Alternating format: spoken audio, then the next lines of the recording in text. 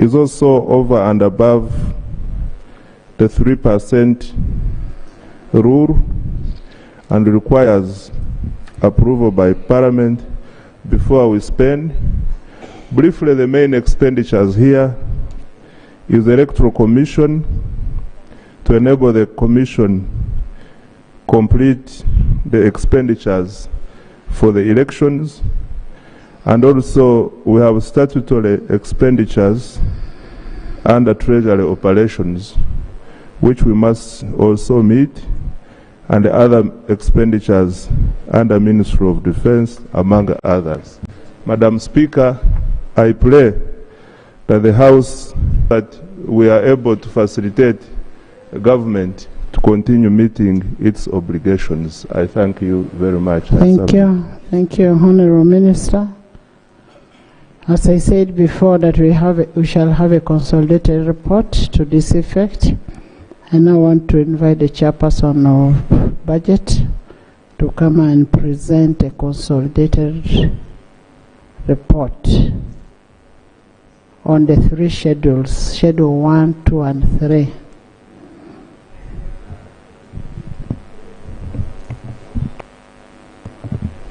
The House, we have the report uploaded on the iPads, so you can follow from there. I'm going to make summaries. I would like to first lay the report of the committee signed by majority members of about 20. Please lay. I would also like to lay the minutes of the committee. I beg to lay. Right Honorable, by one member, Honorable Semuju Ibrahim, Shadow Minister for Finance. I beg to lay. Thank you. Right Honorable and colleagues, the schedules were referred to the committee, and committee managed to constitute. Honorable Chair, can you lay a letter of referral too? Yes, there was a letter of referral of Schedule 1 and 3 to the committee to constitute a process. I beg to lay. By yourself. And continue. Right Honorable Speaker and colleagues, now that you are aware that the committee had to process a report for Schedule 1, Schedule 2, and Schedule 3, all totaling 8,104,390. The methodology, as usual, is by interaction and scrutiny of documents provided within the law. So the committee scrutinized a number of documents, including the Constitution, and interacted with a number of relevant stakeholders. The committee went ahead to examine the legal framework and found that the supplementaries fall within the requirements of the law as per the Constitution, Article 156(2) and the Public Finance Management Act. So it passed that test. The committee, therefore, required to know the source of funding for the supplementary. And I would like to report that the supplementary is going to be funded through non-tax revenue, totaling 42.96 billion. Local revenue, totaling 13.03 billion. Domestic borrowing, which we call internal, 3,770.35 billion. And external financing, totaling 4,278.05 billion. As such, it balances with the expenditure proposed. Right Honorable and colleagues, allow me to start with the Schedule 1, totaling 1,652,290,000,000 Uganda shillings. And the committee therefore recommends that these amounts be approved to the relevant votes. And I'm going to read the amounts per vote that the committee has recommended the House to approve.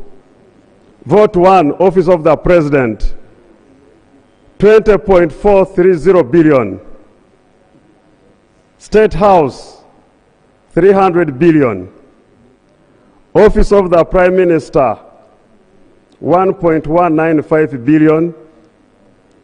Ministry of Defense and Veteran Affairs, 565 billion.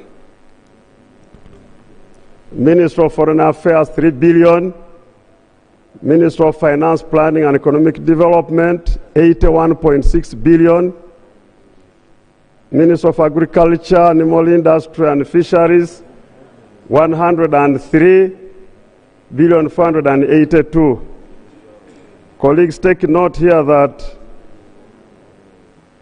this money includes 79.46 billion for procurement of handy hose for 7 million households. So soon we are going to have handy hose distributed to our people. I think we should take note that these are still undergoing a procurement process, and definitely by the time these hoses arrive, election will have been done. Therefore, this is not meant just for campaigns, but for production, to increase output production in the country. So don't fear that they will be distributed in the names of a certain party. Thank you very much. To increase output. Ministry of Local Government, 5.4 billion. Ministry of Lands, Housing, Urban Development, a total of 45.212 billion. Ministry of Education and Sports, 15.804 billion. Ministry of Health, 17.95 billion. Ministry of Trade, Industry and Cooperatives, 11 billion. Gender, Labor and Social Development, 5.5 billion. Ministry of ICT and National Guidance, 11.179 billion. National Medical Stores, aware that there was a withdrawal of support from USAID, Gavi. Government has to cover the gap created by loss of that external funding. As such, is reinforcing the medical stores with 115.76 billion. Office of the Auditor General, for verification of domestic areas, 1.62 billion. Education Service Commission, 6.29 billion. Uganda Investment Authority, 1.5 billion. Uganda Revenue Authority, 23.89 billion. Uganda Police Force, to ensure that there is adequate policing during elections, 183.03 billion. Uganda Land Commission, for compensation of land debtors, 108.85 billion. Uganda missions at the United Nations in New York, 1 billion shillings. Various local governments for unspent funds the previous year, amounting 15.59 billion. That's to enable the various local governments carry on the USMAID development projects. Right Honorable Speaker and colleagues, all that read comes to a total of 1,652,290,000,000 Uganda shillings as supplementary schedule number 1, which the committee recommends the House to approve. I beg to move for schedule 1.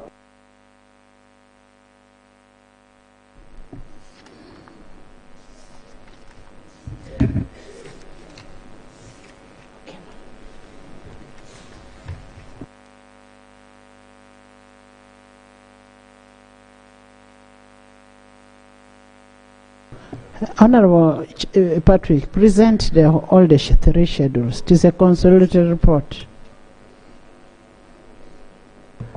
Thank you, Right Honorable. Thank you for allowing me to move to Schedule 2.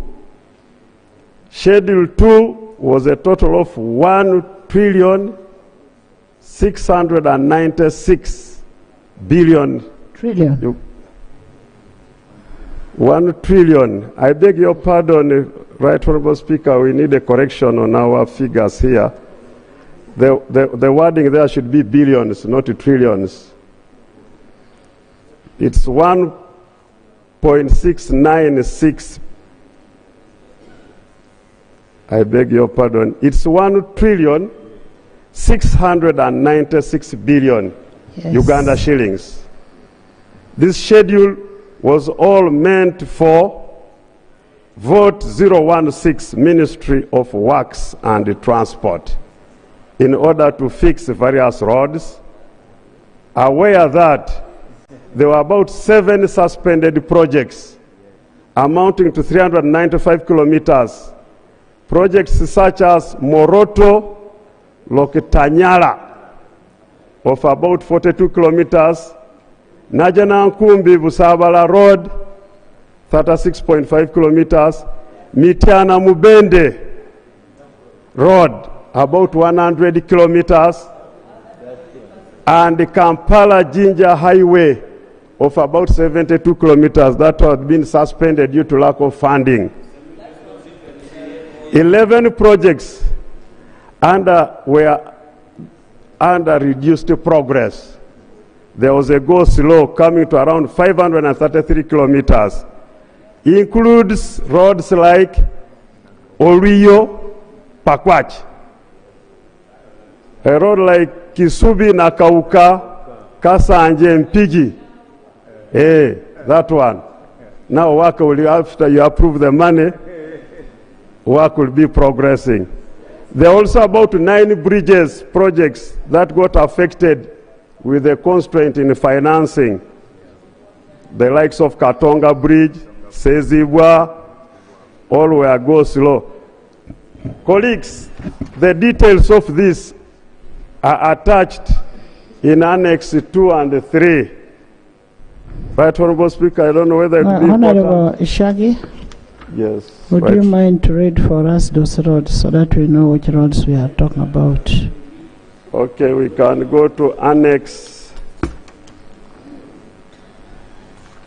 Under Annex 1. Under Annex 1, we summarize the roads, the amounts of money, which is budgeted for Duka, KCCA, road maintenance, then there are national roads upgrade and rehabilitation.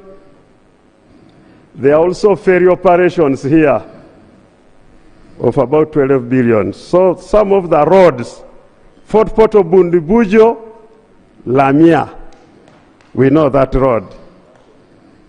There was an estimate of 118 billion.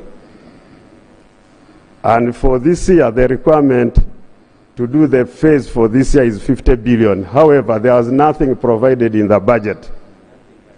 Gulu Atiaka Nimule Road, it's going in a bad shape. Mubende Chenjojo,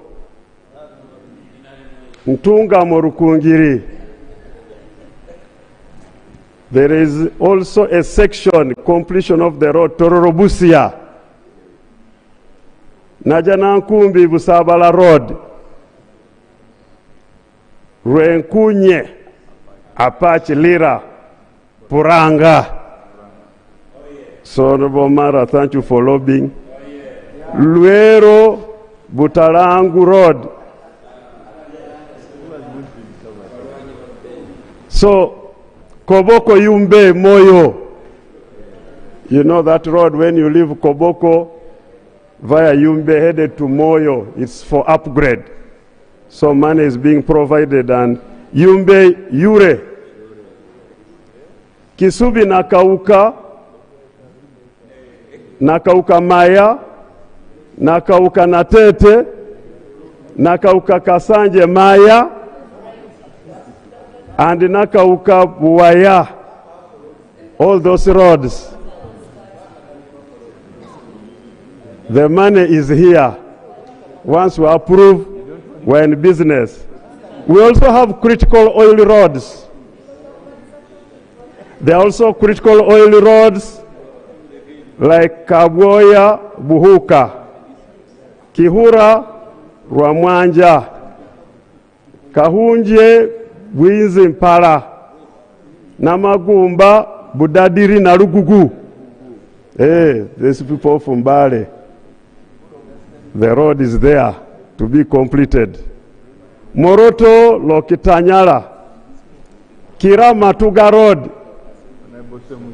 For Honorable Semuju, thank you for lobbying. Kabale Bunyonyi.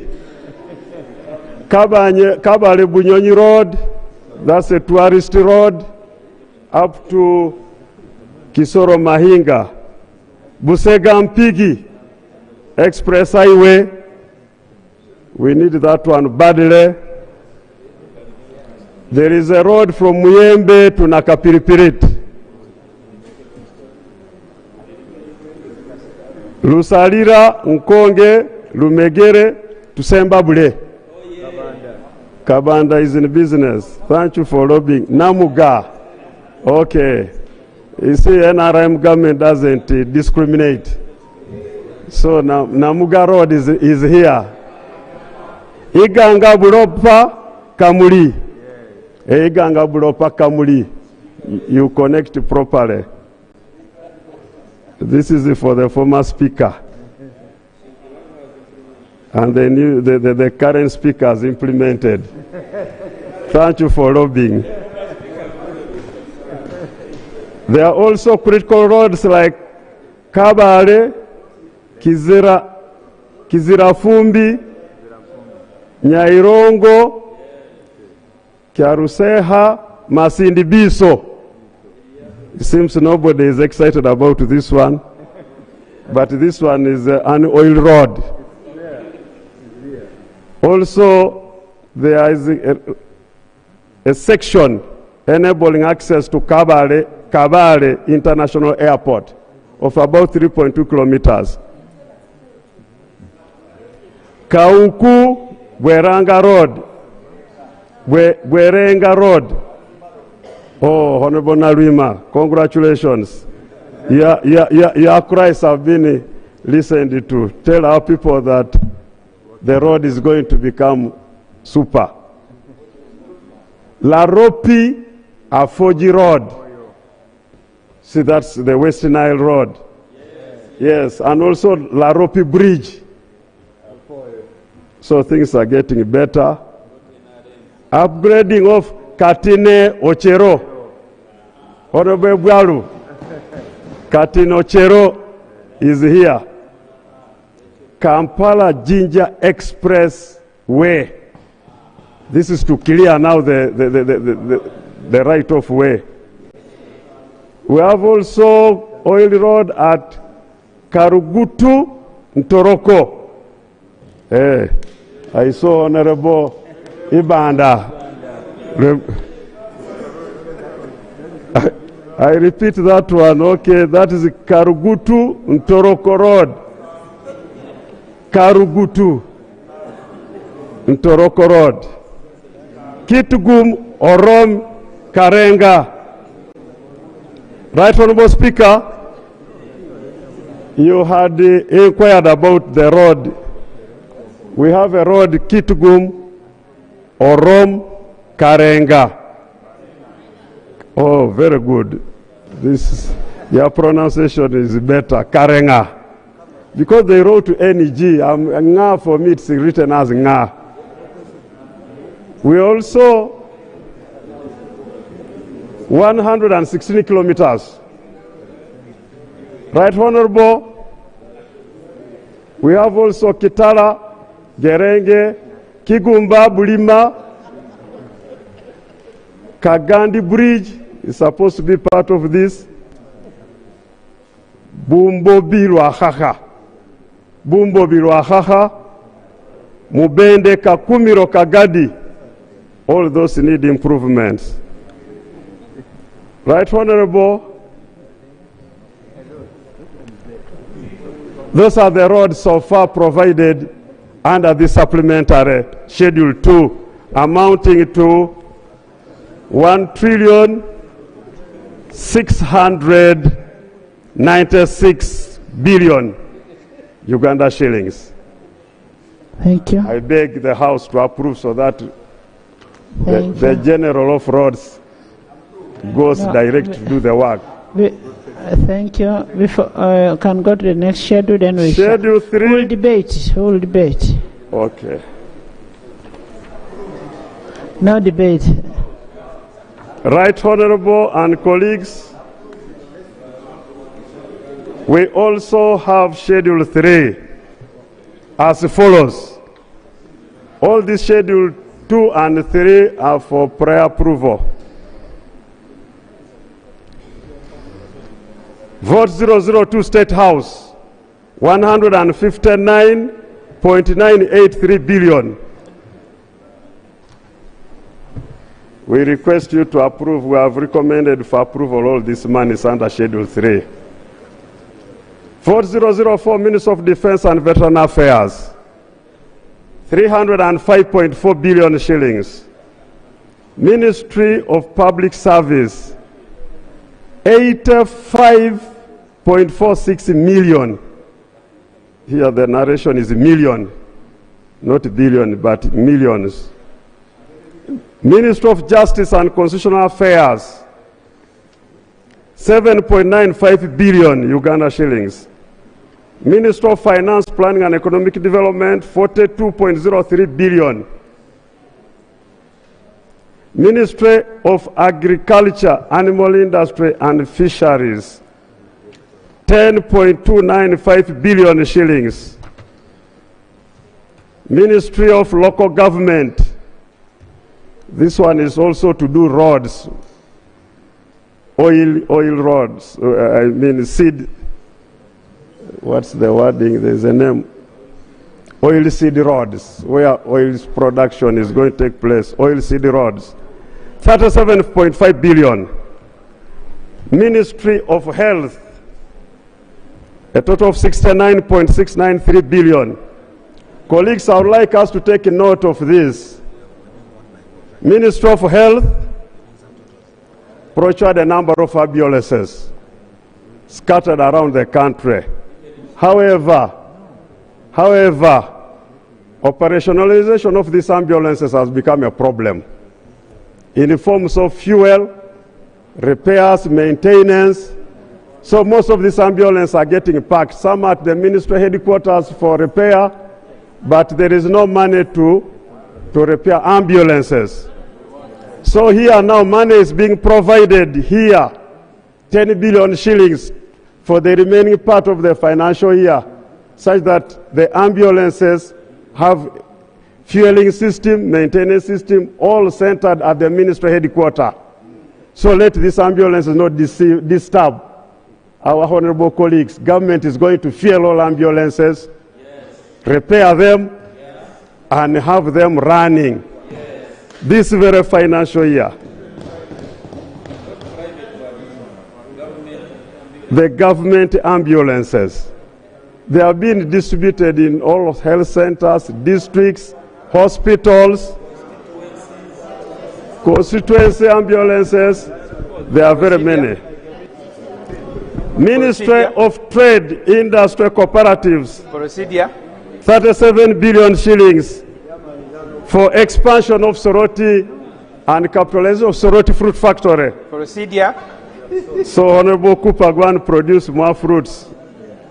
Minister of Works, again, colleagues. Minister of Works, an addition of 696.451 billion shillings. Minister of Energy, I beg your pardon, under Works, one may wonder how that money is. Again, we have procurement of aircrafts to add our fleet because the business is booming, but we have a very small fleet. So it's causing a lot of inefficiency in operations. So if we procured more aircrafts, then we shall be making profits.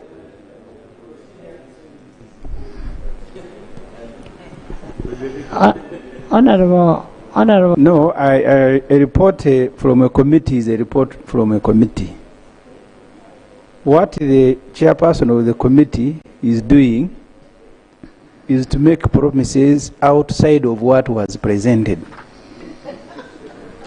Even calling names, Semuju begin celebrating, Okupa begin celebrating. Is the chairman of the budget committee proceeding well? By, first of all, purporting to be the Minister of Finance, speaking with the authority that these things are going to be done, but also diverting from a report that he's reading. Is he being a chairman of budget, just know that he has a lot of posts. That's why he's taking all his time. That's why he's taking all his time. Thank you very much, Right Honorable, for that wise ruling. You needed it. Thank you very much, Right Honorable, for that wise ruling. You needed it to have also added to him. That this authority also, I'm also the uncle of the Speaker. This authority also, I'm also the uncle of the Speaker. So allow me. 188.65 billion. All this is going to increase, where they are going to connect 75 smaller towns and rural growth centers, and also they plan to connect about 156 villages around the urban centers. They are going beyond the urban centers, those villages near the centers. So all that are going to be provided with the water, pumped, and with the solar panels driving the power. Minister of Tourism, Wildlife and Antiquity, 6 billion shillings. Electoral Commission, vote 102. 469.5 billion shillings. So this money will enable the commission production of ballot papers, biometric voter verification system during presidential. Colleagues, let's take note that Electoral Commission has managers organized and brought machines. Right, Honorable Speakers, just as a clarification from because the chairperson of the Electoral Commission was recently at the airport stating that they had all the money to procure the machines and he received them. So what exactly are you talking, so that it knows, so that there is no conflict in the message you're passing on? Thank you. You're exactly saying the right thing. But where you need more clarification, in management, there are things you do first. There are things you do even if you don't have money. There are things which you can front load. There's money which is front loaded. There's money which is supposed to be spent later. So you go for those things which take time to be delivered and to be verified. So Electoral Commission in their management arranged not to firefight towards the end of elections. So when this money is approved, it goes to fill that hole. But the purpose is clear. Yes. Thank you. Uganda Heart Institute is being provided with 40 billion in order to carry on the construction of the Heart Institute at Naguru. National medical stores, aware again that there was a cancellation of money in Gavi, USAID, withdrawal of USAID, needed money to support our people. 269.777 billion Uganda shillings. National Information Technology, 185.289 billion shillings. Uganda National Examinations Board for construction of a digital center, 28.5 billion shillings.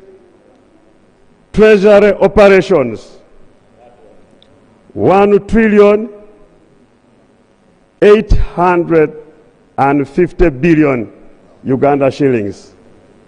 This one, colleagues, take note that in the last financial year, there was money which was budgeted for external funding.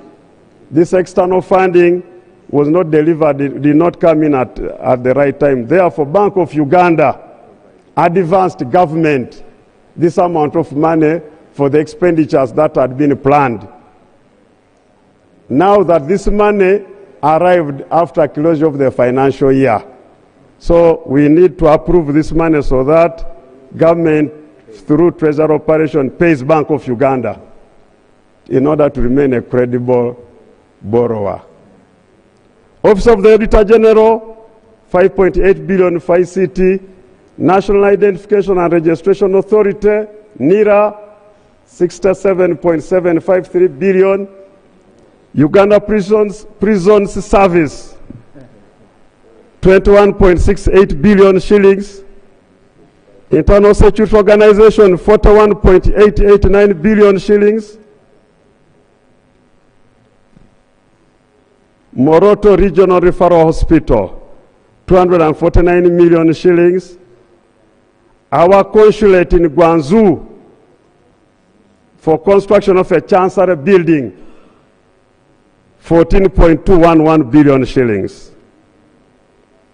We have various local governments which have money like local revenue, unspent balances from the U-Gift, and reimbursement of VAT for the operations. So various local governments will get 148.239 billion shillings.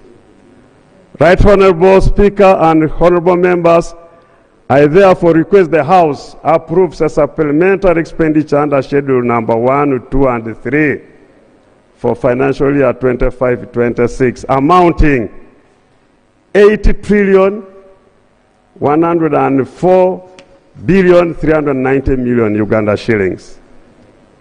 I beg to move. Thank you so much, Chairman. And as you had said before, that we have a minority report from one of the members. Can we now hear from the member?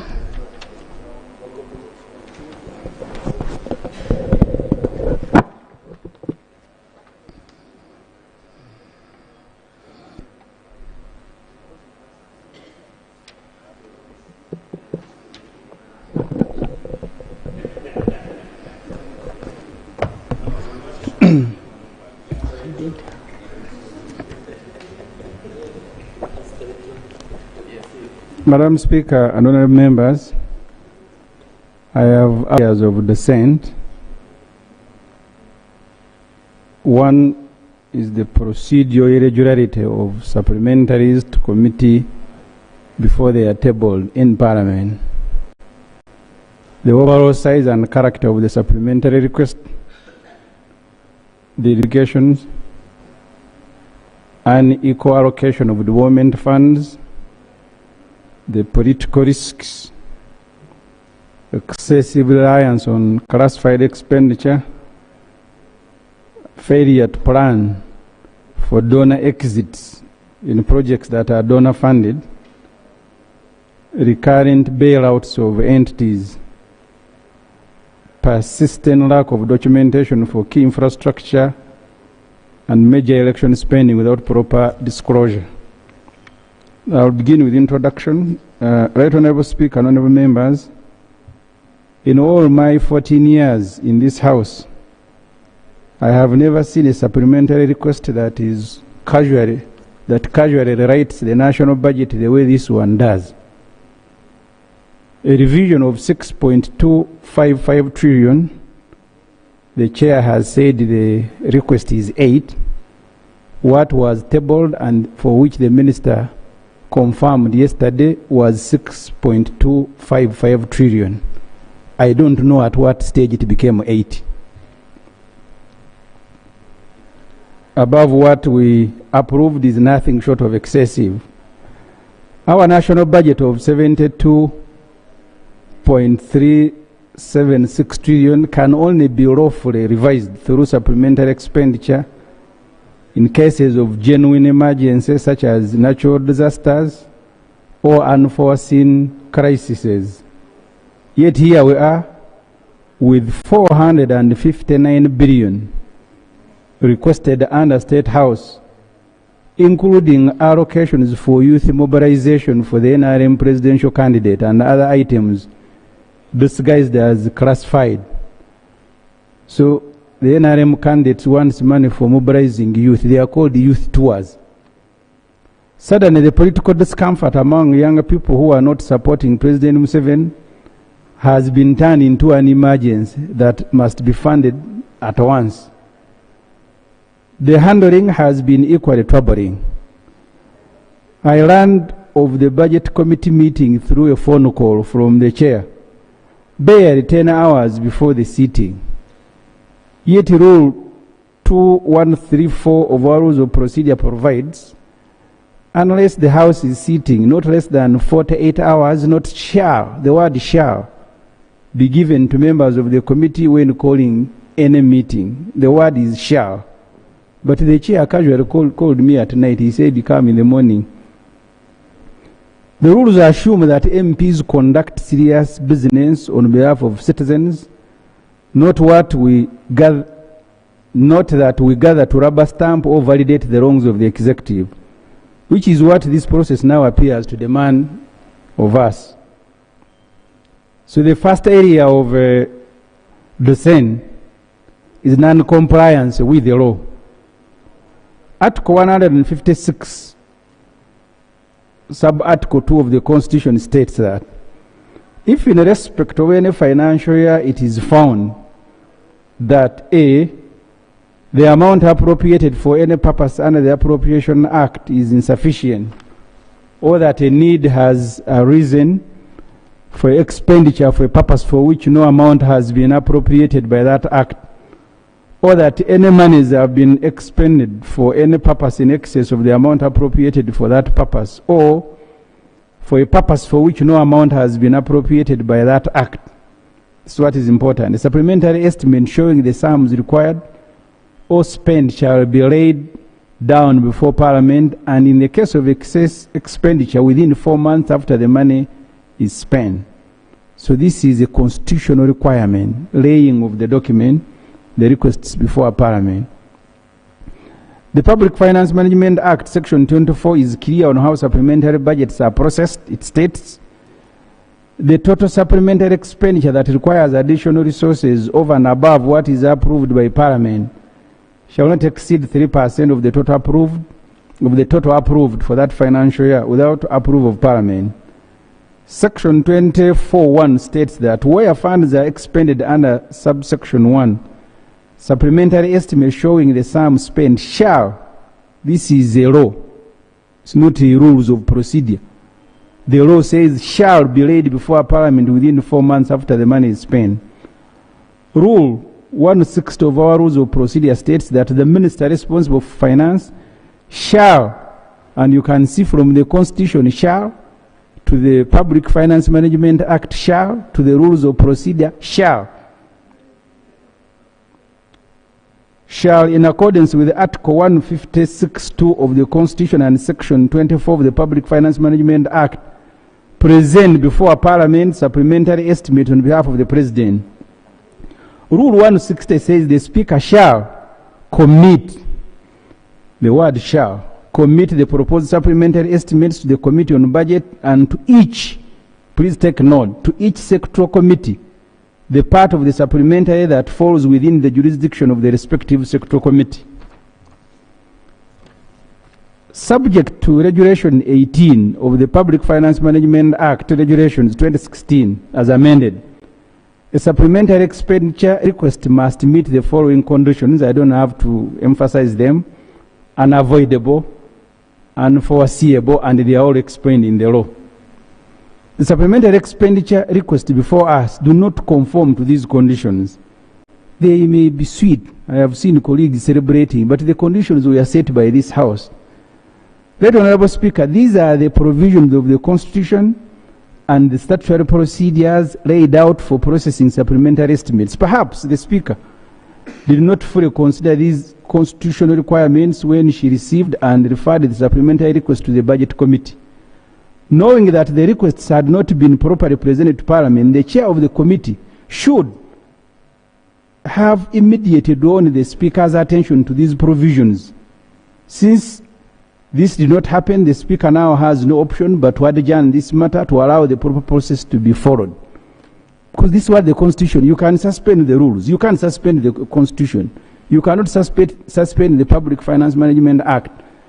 Don't stampede Parliament. That's what the Constitution and the Public Finance Management Act says. The role of the sectoral committees. Supplementary requests from ministries and agencies are supposed to be scrutinized by sectoral committees, which on behalf of Parliament supervises these sectors. This is not a ceremony, but a safeguard for citizens' hard-earned taxes. There are more than, I put 50, but 100 agencies requesting for supplementary budgets. Sectoral committees are required to scrutinize these requests and report to the Budget Committee within 14 days. We received these requests, I don't know, maybe on Sunday, because on Monday, and then the following day the chair was calling a meeting. So the requirement is that you refer portions to sectoral committees for scrutiny before you authorize. The Budget Committee has no capacity to inquire into the details of all these requests. You need to be in the South Committee room where we sat to witness the stampede firsthand. All these agencies streamed into the room and crowded the corridors. This should never happen again, Right Honorable Speaker and members. The MPs on the Budget Committee who arrived from up country in the morning and went straight into the meeting were visibly tired. Even when I pleaded with the chair that we were tired, he simply said, "Let us go ahead." Some ministries and agencies appeared with no written briefs at all. Others came with loose sheets of paper. Some simply recited figures with no clear explanation of how they arrived at them. This is unacceptable. Before you approve expenditure, you are supposed to look at the procurement plans and work plans under Section 12 of the Public Finance Management Act. That's what we did when we were passing the budget. That's what should be done. The Budget Committee sat for about 8 hours yesterday. It is not possible that it scrutinized all these documents, and the rule on referral is very clear. These are referred to you for scrutiny, not just for coming here and you repeat what the minister has given you. This practice creates room for abuse. Figures can change, like you have seen them actually changing.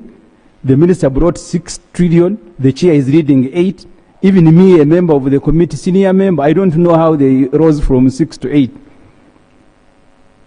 Items can be smuggled in or removed before formal tabling. Yesterday we even had a throat food factory with no money, with no source of money, but it had also been put here. Uganda cannot manage trillions of shillings through informal briefings and hurried presentations. We must insist that the minister tables the documents properly before Parliament and only then refers them to the committee. Anything else compromises transparency and exposes public funds to risk. Any attempt to process these supplementary requests amounts to overthrowing the Constitution, the Public Finance Management Act, and our rules of procedure. I agree there is room to suspend the rules, but there is no room I am aware of for suspending the Constitution. Source of funding. Rule 162 states that the supplementary estimates presented under sub-rule shall clearly spell out the source of the funding for the supplementary expenditure request for each vote. Reason, you passed a budget here. The moment you allow the Honorable Musasi to go and change it by 8 trillion, he will be removing money from the items that you approved and putting the money to the items that he likes. For example, there is money for youth mobilization tours. Where is that money coming from? All that must be explained according to our rules.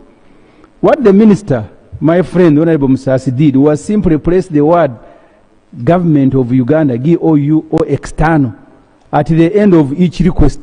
Yet the rule says clearly the source for each vote. The rules require that the source of funding be clearly spelled out. If the minister is allowed to play around with the budget this way, he will remove money from critical items and divert it to useless and unquantifiable things like youth mobilization tours under State House. Revising budget, initially, I was going with a figure given to us to 78. Now it is to 80 trillion, because if a budget of 72 you are adding 8, we are now going to 80 trillion, the total budget. These supplementaries 1, 2, and 3 have revised the budget, as I said, you need to take note of that, to now 80 trillion. This revision carries far-reaching consequences for the economy. Financing these supplementary requests through borrowing will automatically raise the public debt. Remember, we are already borrowing 32 trillion to finance the approved budget. We are now set to return to commercial banks to borrow for all sorts of things. Parliament must explain all documents, must examine all documents that accompany the budget to ensure that there is no deviation. These include the Charter of Fiscal Responsibility, the borrowing plan, and other related documents. Parliament must also study the findings of the Auditor General. In several of his reports, the Auditor General notes that supplementary requests are routinely made even when there is no actual money available to fund them. So it becomes a ceremony coming here, you pass, and they are not funded. Supplementary is becoming the main budget. Right, Honorable Speaker and colleagues, Parliament is being asked to approve more than, it's now 8 trillion in supplementary funding. If this continues, we will soon reach a point where the annual budget is treated as a ceremonial event, where the real spending happens through supplementary schedules. Road contracts that have been running for years cannot be classified as emergencies. Oil palm compensation has been ongoing for a decade. The UPDF hospital in Imbuya has appeared in 3 consecutive supplementary requests.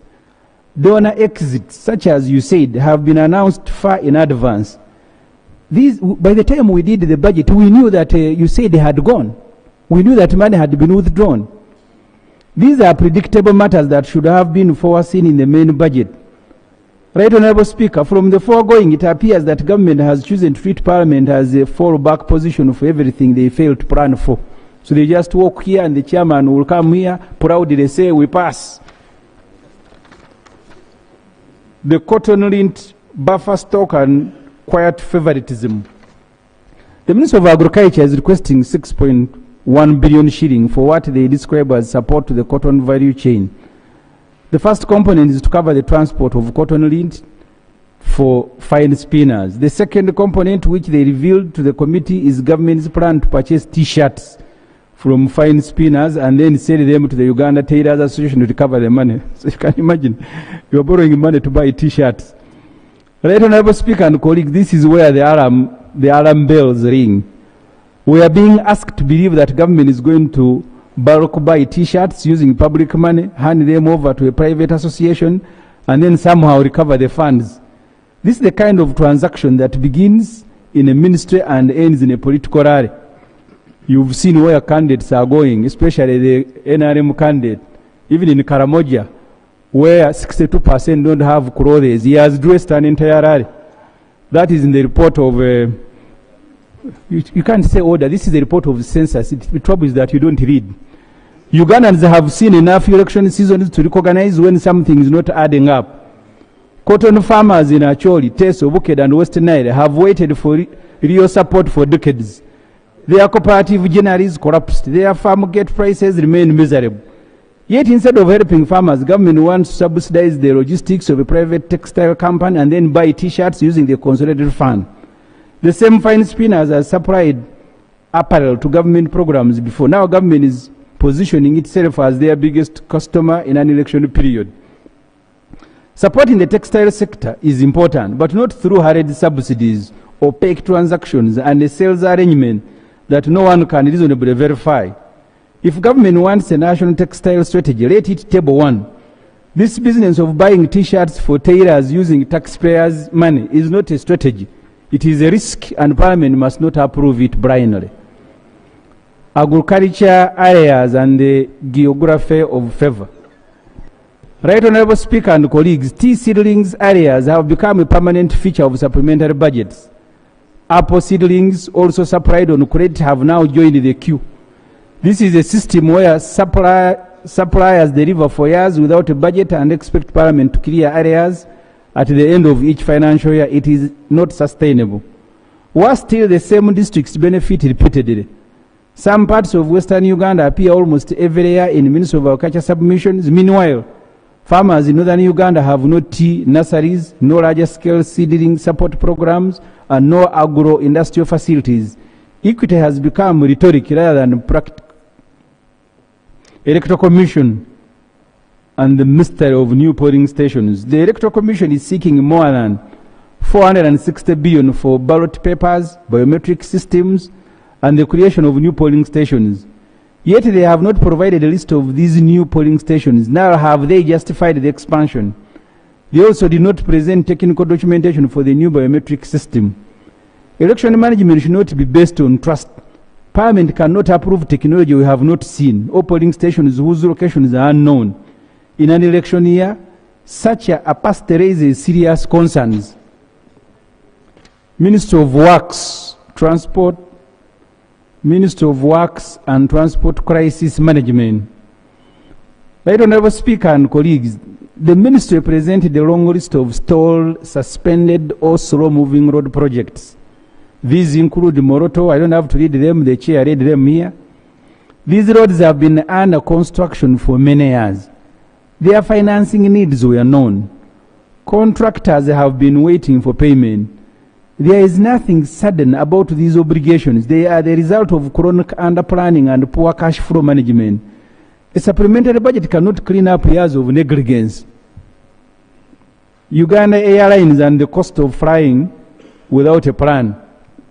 The ministry is requesting more than 400 billion to purchase new aircraft for Uganda Airlines. Yet the country has not recovered from the Bombardier deal, where we purchased aircraft that were already being phased out.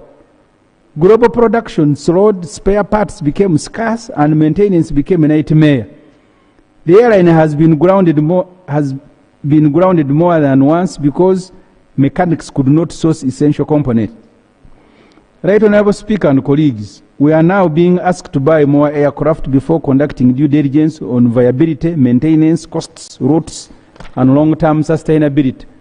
We are being asked to purchase planes before addressing the problems of the ones we already have. A national airline should be a source of pride, but pride must be backed by planning. Parliament should not approve aircraft purchases that may leave us stuck once again with obsolete models. Before the government buys any new aircraft, a thorough due diligence process must be presented, including maintenance projections and route sustainability. Uganda cannot afford another Bombardier disaster. Even basic legal procedures have not been completed. There must be shareholder resolutions regarding capitalization, and these must be registered with the Register of Companies. We have a report of the COSASE which this Parliament approved. That's why I didn't include it in the report. In the report of COSASE approved here, COSASE recommended that we should be leasing instead of buying, and Parliament approved. Now it cannot be the same Parliament that approved leasing, now is saying buying. People who read Hansard will wonder which sort of Parliament was this one. Water and energy in this area. Honourable Speaker and honourable members, the Ministry of Water and Environment is requesting funds once again to connect 156 villages under SCAP 100. Yet they cannot even provide a simple list of these villages. They want to expand umbrella water systems before addressing the same system that are unreliable and already too expensive for our people. Similarly, Right Honorable, the Minister of Energy and the Mineral Development still has electricity poles standing like abandoned monuments in many trading centers following the rationalization of REA. Transformers are nowhere to be seen and hospitals spend hours in darkness, yet the same ministry is demanding billions for new connections while the old unfinished work is conveniently ignored.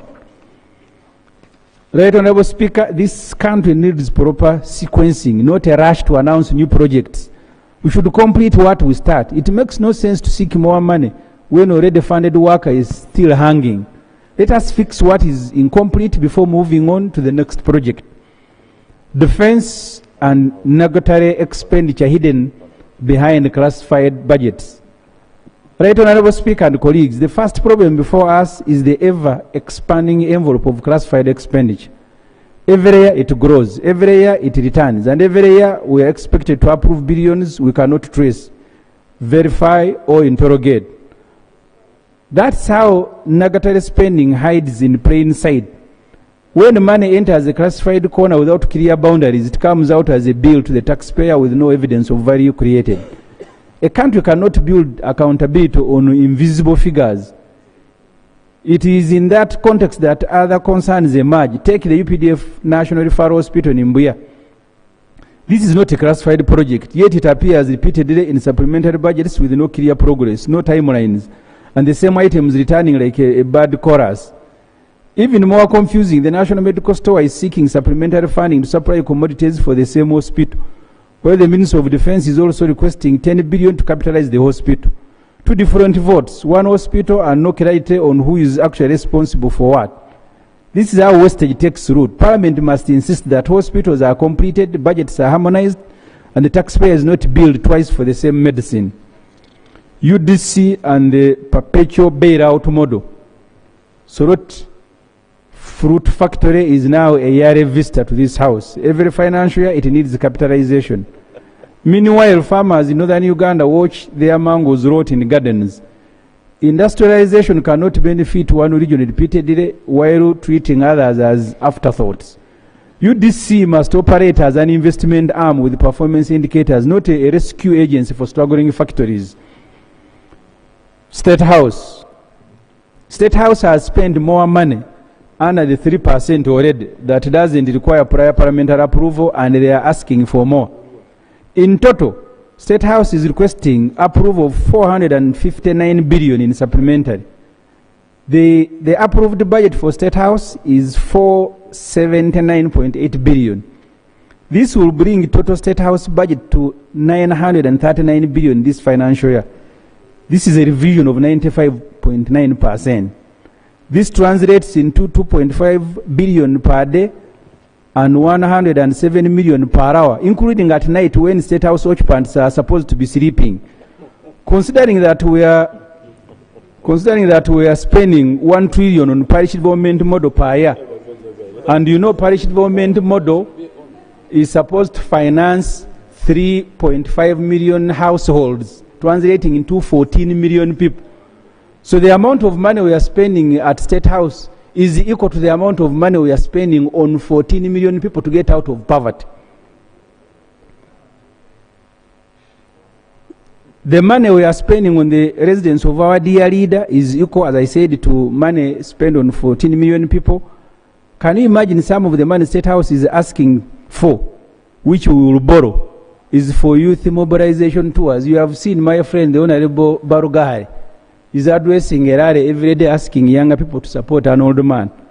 These State House requests must be rejected with all the contempt that it deserves.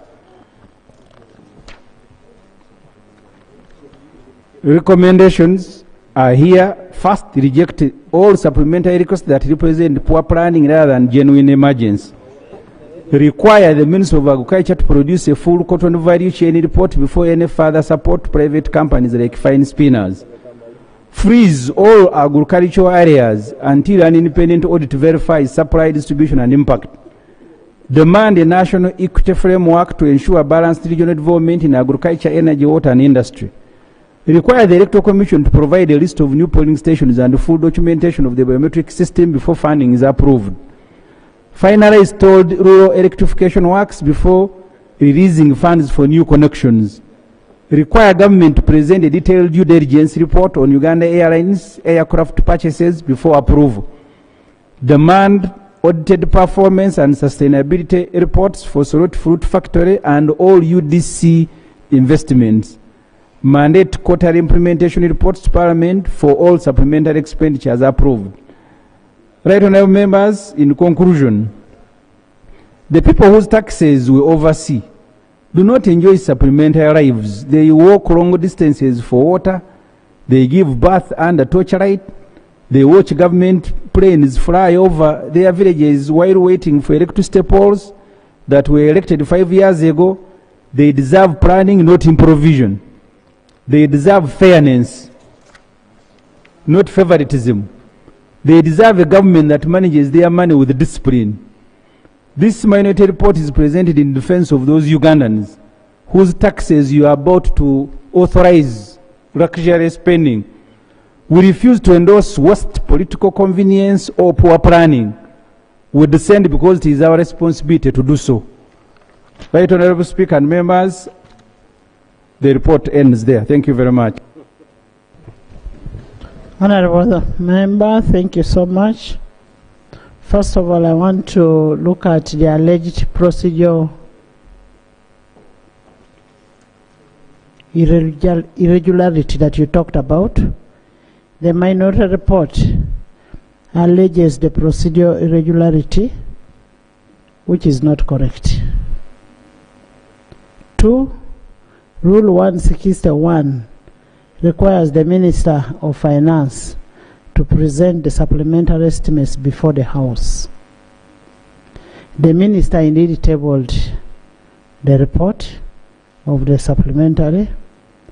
Today, if you look at today's order paper, clearly provides for the laying of the supplementary schedules, which was done. The laying was done. The accompanying documents were duly attached to what the minister laid, and as I said before, that we did a administrative referral because members were on recess. And when we did that under Rule 8, there is nothing that would, there is a precedence that has already been set on that. And then secondly, the accusation that the House has flouted the Constitution, that is also not correct. Article 156(2) of the Constitution has been duly complied with. The Minister introduced the supplementary on behalf of the President. The request was duly referred to the committee. The committee is reporting and has reported. I want to also, and when the supplementary is presented, the supplementary has the amount that is required, the purpose of that amount, and it has the vote.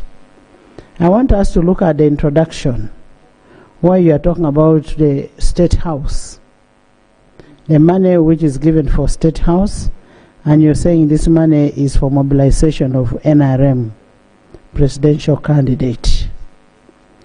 I don't think there is anywhere in the report, unless the chairman says it is there, which shows that the NRM chairperson requires this money for mobilization.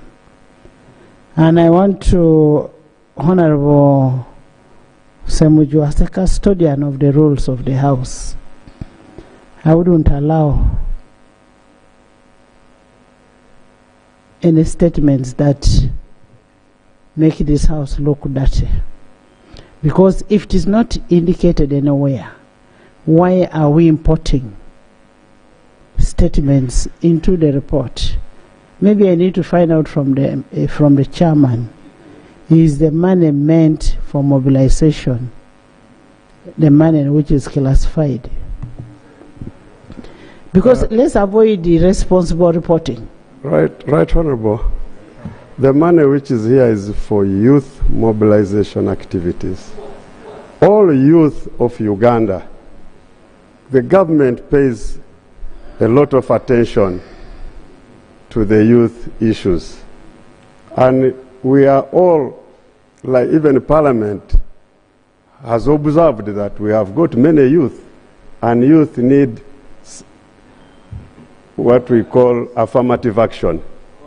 So government provides money for youth mobilization activities, for youth livelihoods, for better life skilling and so on. That's why we have even the hubs, skilling hubs, all that are done under State House.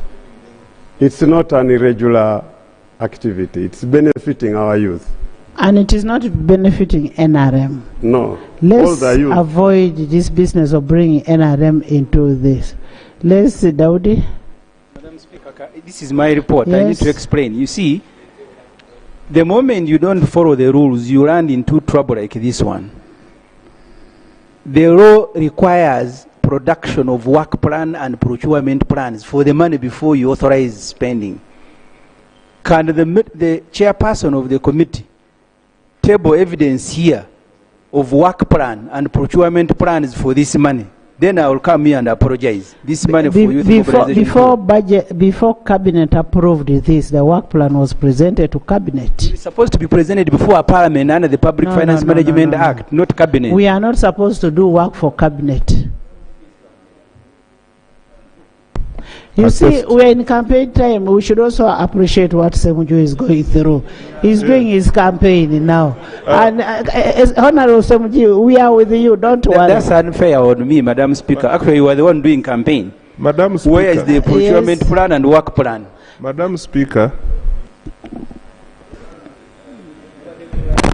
that Honorable Semuju is in the campaign. We are also in the campaign. And also we have a presidential flag bearer of NRM in the campaign. So when you blackmail that we are looking for money to mobilize NRM youth, we have a duty to object and tell the country that this is a program being run under State House. It is a program that was there before the campaign. It is a program that is seeking to remodel the youth livelihood program. It is a program that State House is implementing even way back before the elections started. So to insinuate that this is money that is going to mobilize NRM youth, no. This is completely not true. But also, Madam Speaker, there is another issue which was raised where the minority member is saying that each minute State House is spending this amount of money. Madam Speaker, budgeting is not done in minutes. Honorable Minister, when you look at NDP 4, yes, the theme of the NDP 4 was sustainable industrialization for inclusive growth, employment and wealth creation. Yes. Enhancement of human capital development. Yes. And that's where that is where it this falls. kind of money. And also there is the work promotion of empowerment and household programs for the youth. Yes. That is what is in NDP 4. Yes. Thank you so much, right? And then you look at Objective 5 of NDP 4, the development and operationalization of value addition, specifically on issues that regard the youth in this country. Yes, Madam Speaker, and also additionally, there is a work plan to all these processes. We don't just cook numbers. The numbers are informed by the work plans and the activity schedules. So, and Madam Speaker, the people who are running the Treasury are sober people. I want to believe Honorable Semuju knows my background. There are things I cannot just do. I cannot give you money without a basis. I need proper documentation. I must make sure the law is followed. I must make sure that in the future when you ask me, I should be able to defend myself. Thank you. Thank you very much, Right Honourable Speaker. I have respect for Honourable Musasizi. This House, we approved a program under political party and organization, and we approved money under iPod. To this date, 2 billion shillings for FDC we have not received. Even the NRM has not received. How is it related because to this? He's saying, that Honourable Speaker, he said he cannot release money without program. But money for political parties, we had a program, we approved it here, we have not received it. Why is not releasing money which was approved under program? Honourable members, the 2 billion you're talking about is an arrears. Is an arrears which has not been budgeted for. You did not requisition. You did not requisition for it. We don't give you before you ask for it. Did you ask for it? Right, Honourable Speaker, thank you very much. We had a meeting, we asked for that money, and Honourable Mao even wrote a letter. Yes, it is. Honourable members, handle your issue politically. Honourable members, handle your issue politically. I know it is campaign time, you need money. Handle it politically. Honourable members, yes, Honourable, let me hear from Lob.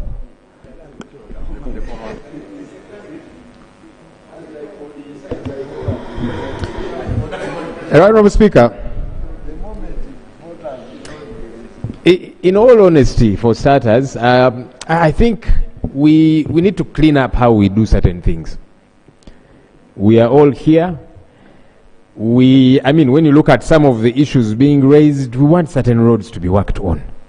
We don't want to be fighting over that.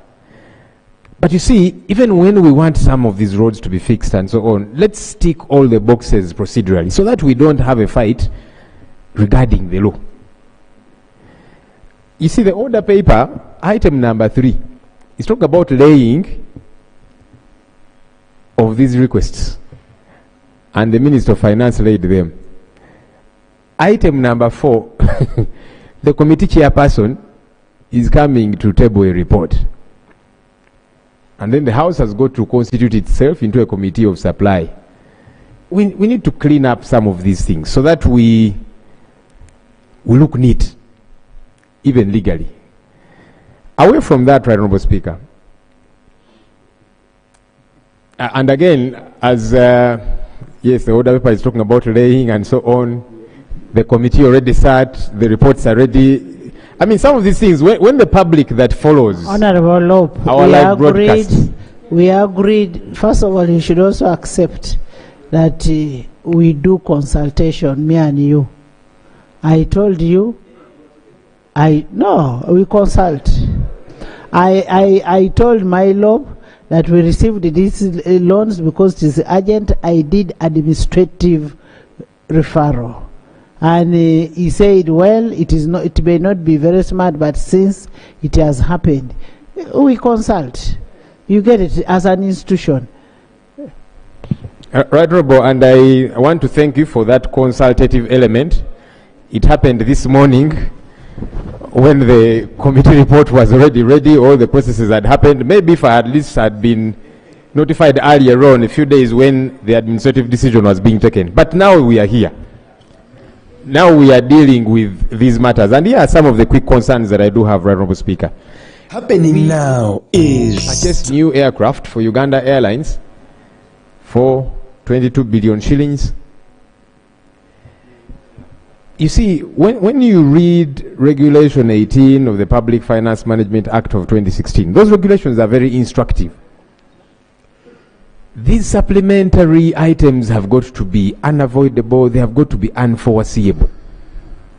How is it that we did not foresee some of these things that we are talking about? That some emergency has happened. I would have expected this for some of the emergencies. Colleagues are always here telling us about how floods have hit their areas, bridges have collapsed and so on. That's when the Ministry of Finance is supposed to come here very quickly and say, hey, this was unforeseeable. It has happened, we need to deal with it. But some of these things, you're supposed to plan. We were here for the budget process, planning together. Why did you not bring these issues? That you're bringing them here now. We are scrambling, the speaker has to call members, come from your constituencies and so on, to come and deal with an emergency. This is a bad planning issue. Honorable Speaker, we are talking about 300 billion shillings for countrywide youth mobilization tours.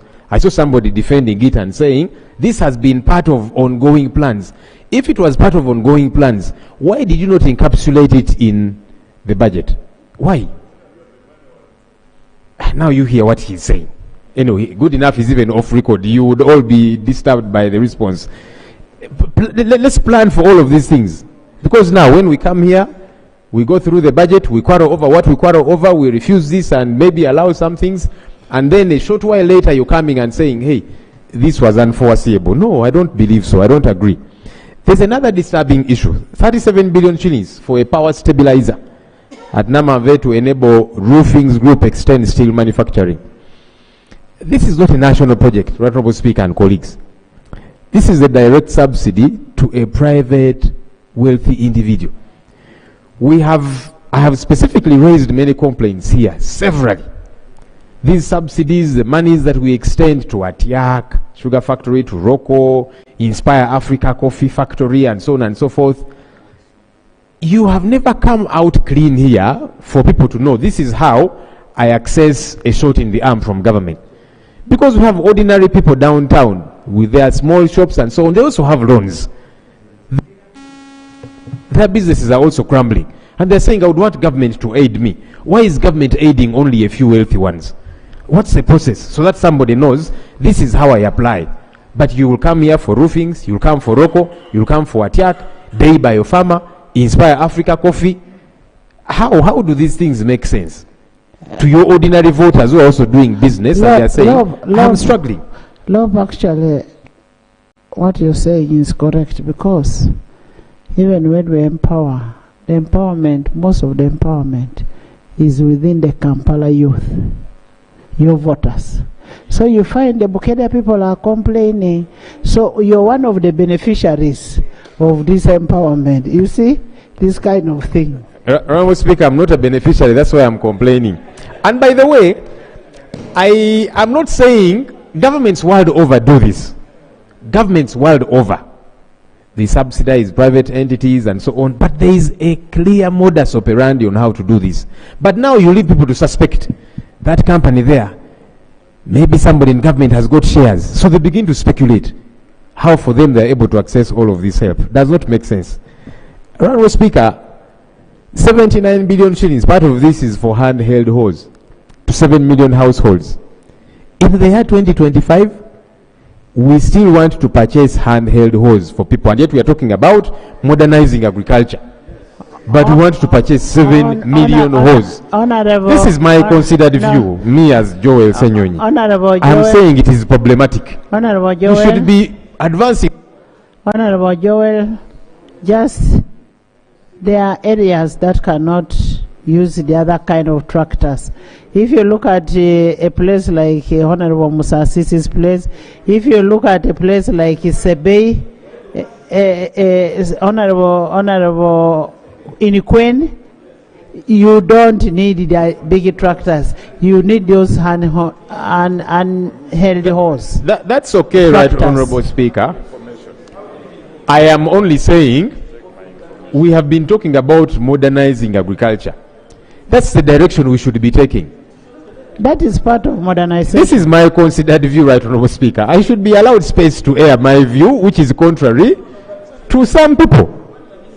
Yeah, so as far as I am concerned, saying we are spending 79 billion shillings to purchase 7 million hose, especially during this electoral season, there's so many question marks here.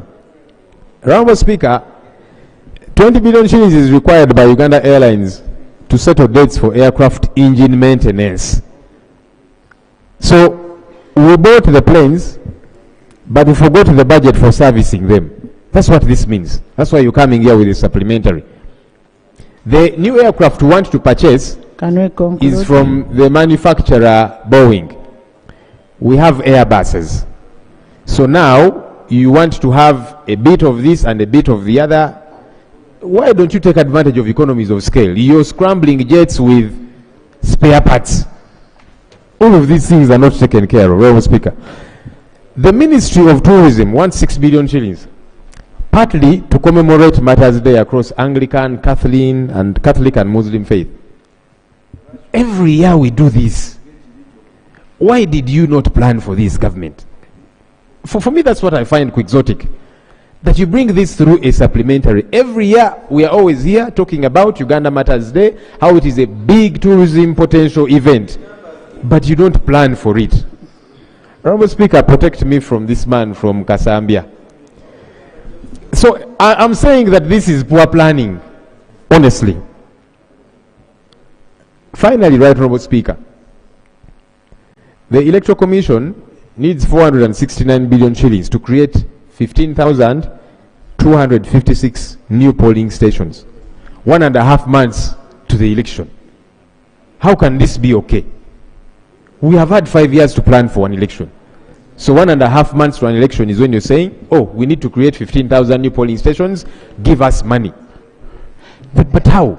Honorable Joel. And then... Honorable Joel. Yes, right, Honorable Speaker.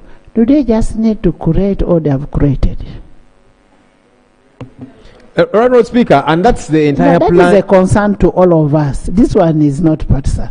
Do they just need to create or they have created? Honorable Speaker, and that's the planning element I am talking about. So at whichever time you have created them, it is now that you're saying we need money, as if you did not plan for it. But why? Why do you not plan properly? 1.5 months to an election. That's my big concern. Honorable Speaker, the biometric voter verification kits, part of which this money is going to take care of. Again, as I did mention earlier on, there are so many unanswered questions here. You're coming here to Parliament and saying, give us money. Members of Parliament are asking questions about these machines. In the past, they have been used and they never functioned. Network issues, usability, and so on and so forth. But you are saying, give us money. 1.5 months to elections. When is training going to happen? For all stakeholders, by the way, including us in this house. I need to know how this machine works because I'm a stakeholder. It's not just for the Electoral Commission officials. So that when I am sending my agents out, I have equipped them. This is what you need to look out for. This is how this thing works. This is when you know there is a problem. 1.5 months to the election. All of that is a green area. Honorable Speaker, we need government to come clean on this biometric voter verification kits. For all of us, by the way, as I did mention, I had colleagues in the NRM, some of them complaining that they were being rigged in their primaries and so on and so forth. This is a concern for all of us, not just we in the opposition. You also want to be sure that this process is fair, it is understandable, regardless where you do belong. So we need cleanness from the state regarding this. These people are distracting me. Finally, right, Honorable Speaker. Honorable, what Honorable Senyon is saying, Attorney General, is a very important thing. Maybe we need to have a training for members of Parliament, since we are representatives of the people and we are all stakeholders. Can we organize for Electoral Commission to have an interaction with us so that we get to understand what the machines do, how they are supposed to be used, so that we go out there to tell the people that this is what you expect at the end of the day. So can we have that interaction with the EC as members of Parliament? Honorable Speaker, a colleague wants to share information. Madam Speaker, yesterday we were shocked. Even the Minister of Finance, the Honorable Musasi's, they did not know how these things are going to work. He was also asking in the committee, and I asked him, but you are the one presenting the request. How can you not even know how the Electoral Commission and I am being truthful. Other members can confirm. We are saying we all don't know. Don't specify on Musasisi. Everybody doesn't know. Let's have the training, and the Honorable Lopez brought a very important issue. Thank you, Honorable Speaker. And you see, that's why it's always important to operate in the open. So you come here for money for these machines. You have little, if any, information about them, the one asking for the money. All stakeholders are not brought on board. Who are we purchasing them from? How are they meant to function, and so on and so forth. We have had concerns about network usability in the past and so on. And then we hear these machines could be used mandatorily. Because you see, government also needs to come out very clearly on that matter. Are they saying these kits are going to be used mandatorily? We need a yes or no, so that we know. Electoral Commission should come out clear, not government, because the leadership in government are all candidates. So let Electoral Commission come out. Honorable Speaker, here in Parliament, the Electoral Commission is represented by the Ministry of Justice and the Attorney General. The EC chairperson does not sit here, and that's why we're putting these issues to government. Yeah, so it's important that we get to know, are they going to be used mandatorily? If so, what happens where network fails?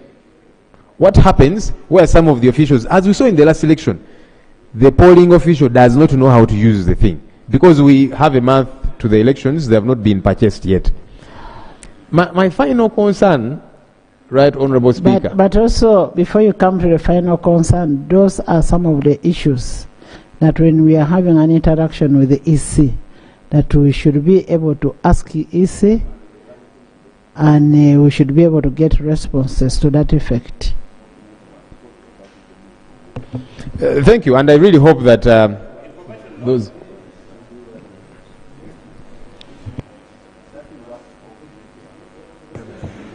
Right Honourable, I would want to provide information to the Leader of Opposition that in this supplementary, we have also provided money to NERA, and NERA has a robust plan to roll out card distribution, the national ID card distribution. And that is very important to the electoral process, because the system that you're talking about, you're referring to, will require every voter to use the national ID. And therefore, they must work in symphony. And so the supplementary to the Electoral Commission and to NERA are very important. Has everybody got the IDs? So that is what is happening, Right Honourable. Right Honourable, now a spanner has been thrown in the works.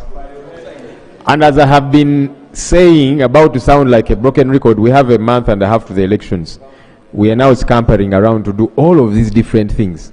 I don't see what magic we are going to do. I don't. So can we conclude? Yes. Finally, Honourable Speaker, look, this supplementary has got certain things that really even me I would be shy to oppose. You know, roads have got to be built. Some of our roads are in pathetic shape.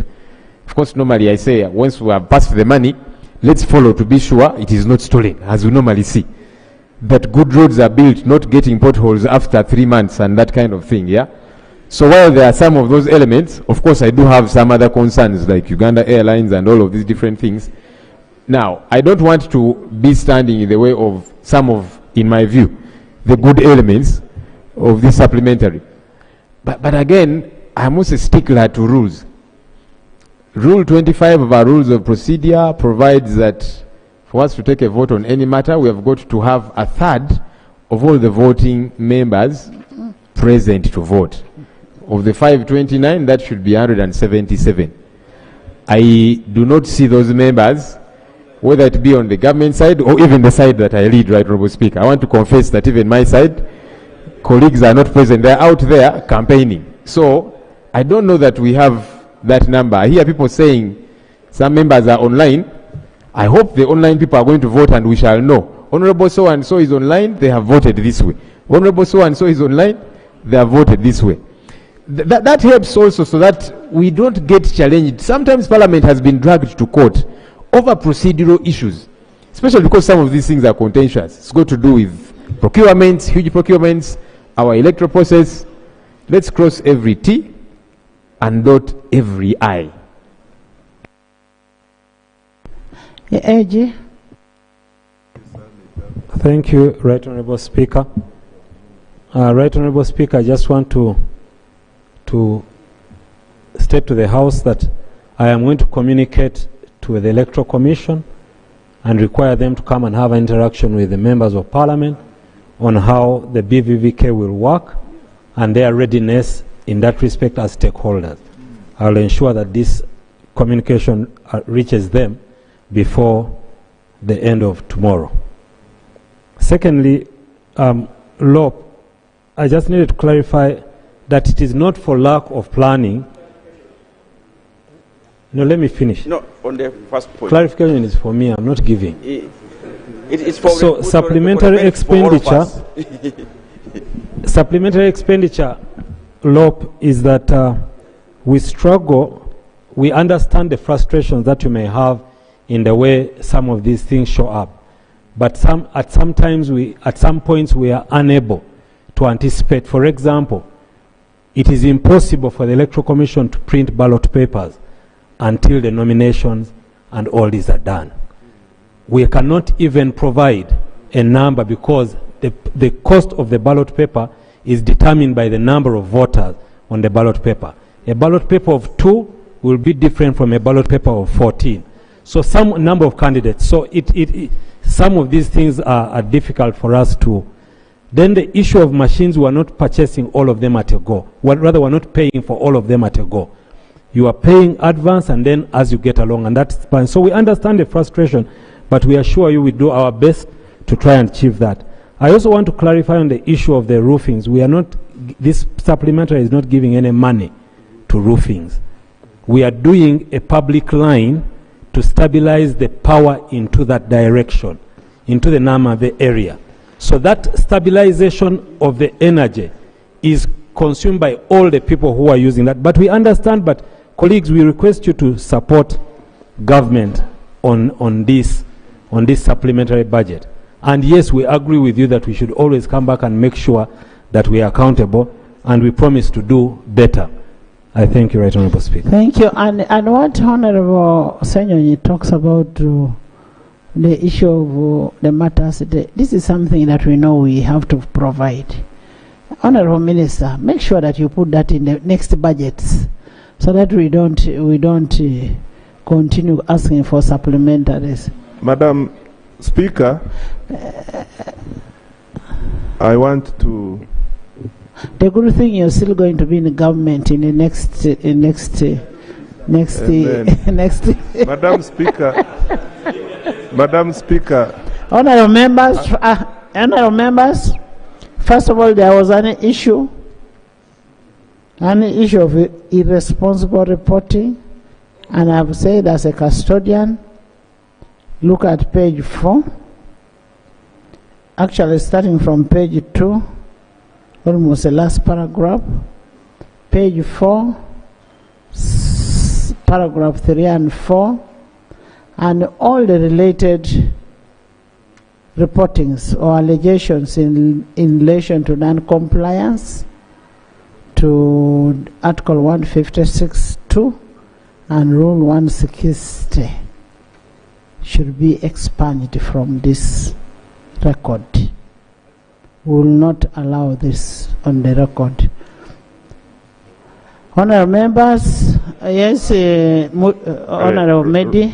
Right Honourable, Honourable Attorney General, on the 22nd, to be specific, on the 30th day of October 2025, we wrote to the Electoral Commission, that is from the ecological part of Uganda, and we requested them to respond to the following questions. Right Honourable Speaker, I would like to thank you for your intervention on this matter.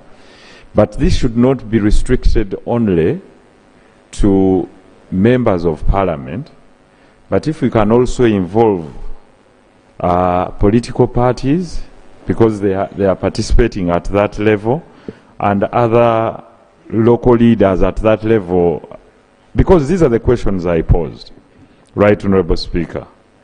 One is the issue of data protection, because our data, other than having the machine supplier, there will be an interface between the voters' roll, our data from NIRA, and the supplier, who I hear allegedly is from China. Now that is important, that this individual or this company will now have my biometrics, will have my facial recognition supplied to it from the National Data Center of Uganda, and knowing at the moment that one of the most important things is proliferation of data, that I'll sit here and someone who has my biometrics will be able to open up my mobile phone that is smart from a remote area. Yes, because when they supply this data for verification, including my biometrics, I don't know how secure it is. Then secondly, the other question we posed was whether these biometric voter verification machines will be labeled according to the polling stations where they will be deployed. And I know the reason as to why I'm asking this question in particular.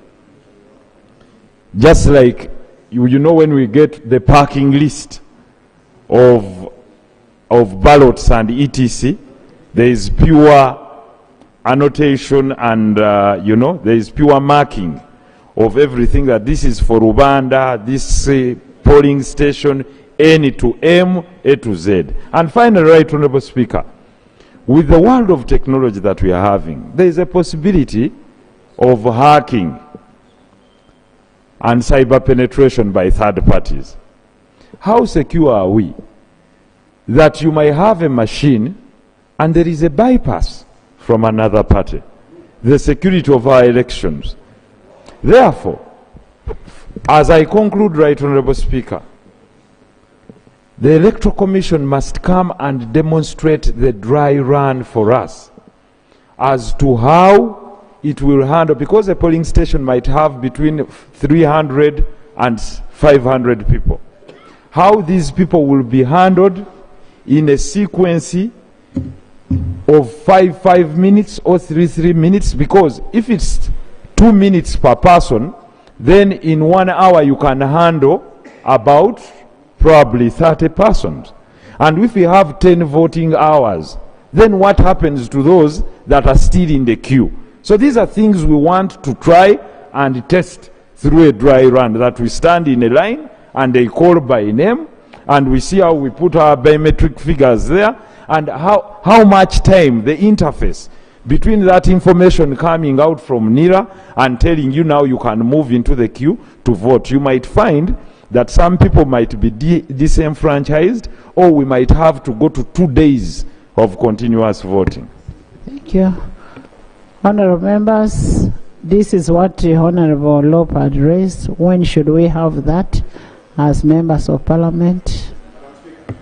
I think, Right Honourable Speaker, please allow the Electoral Commission to come, interface with you, and you, because I have assured you that I am going to have Electoral Commission come to interface. Otherwise, we are going to repeat, and I'm not going to provide any answers. I'm asking members, when are you available? Thursday.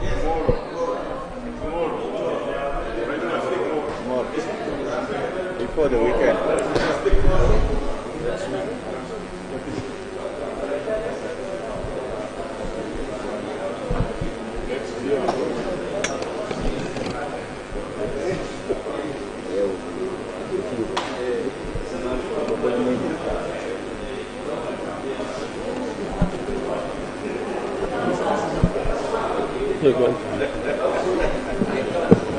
I asked him today.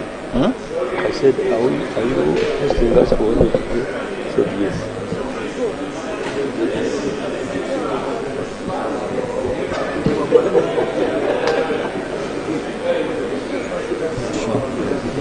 Honourable members, Honourable members, I have been informed that Electoral Commission, most of the members have gone for the printing of ballot papers. Is Friday okay with you people? Is Friday okay? No problem. Friday. Honourable members, eh? Friday. Friday sports. Love, get a microphone. But we have sports. We have sports.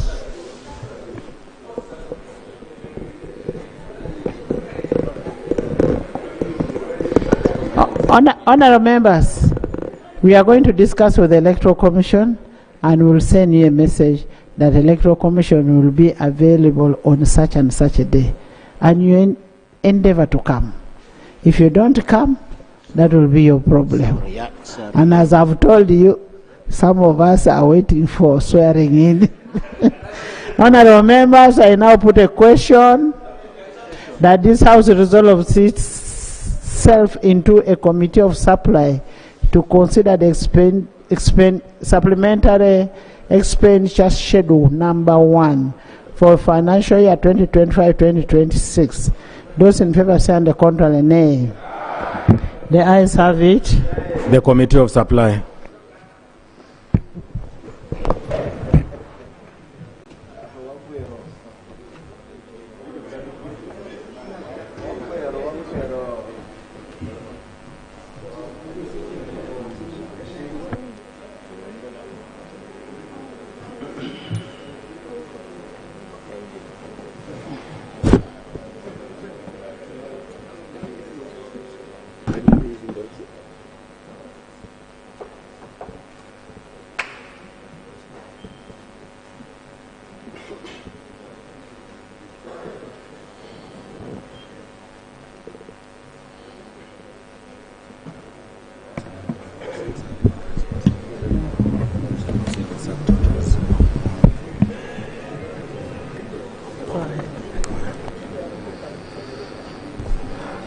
Recurrent expenditure under supplementary expenditure schedule number 1 for the financial year 2025-2026.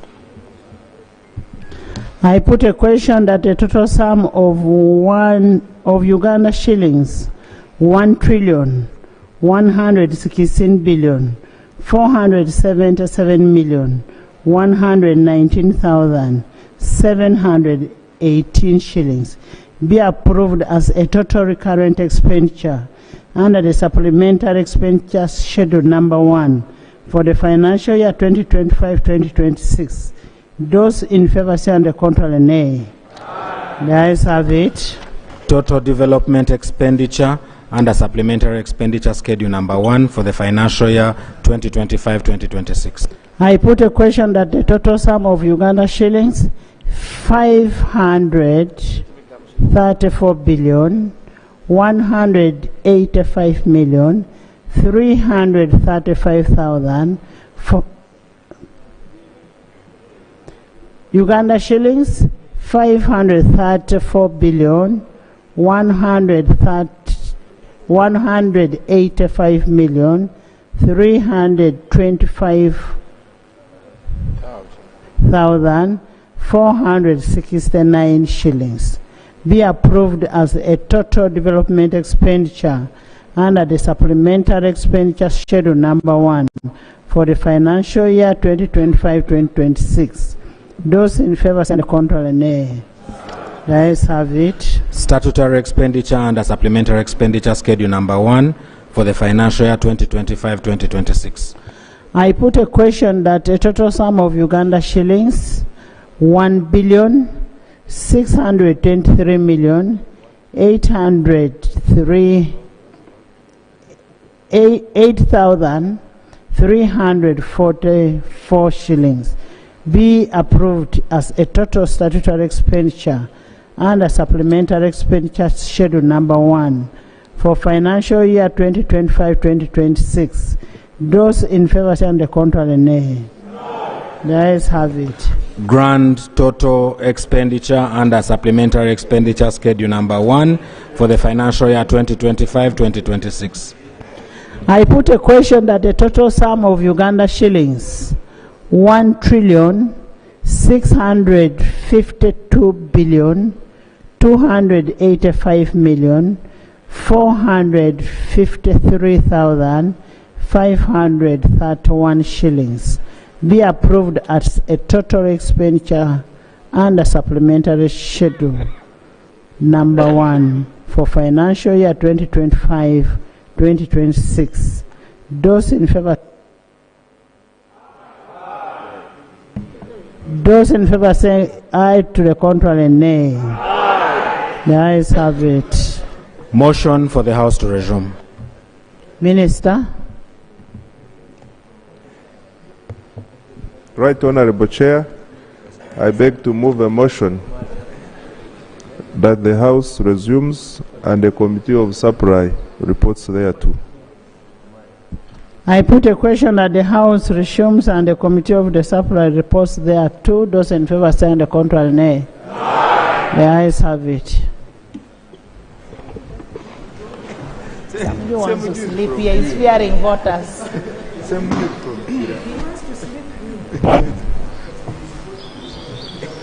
I understand what Honorable Semuju is going, what is going through. Voters are hot. Report of the Committee of Supply. Honorable Minister. Madam Speaker, I beg to report that the Committee of Supply has considered the supplementary schedule number 1 totaling to 1,252,285,453,531 and passed it without amendments. Thank you. Motion for adoption of the report of the Committee of Supply. Honorable Minister.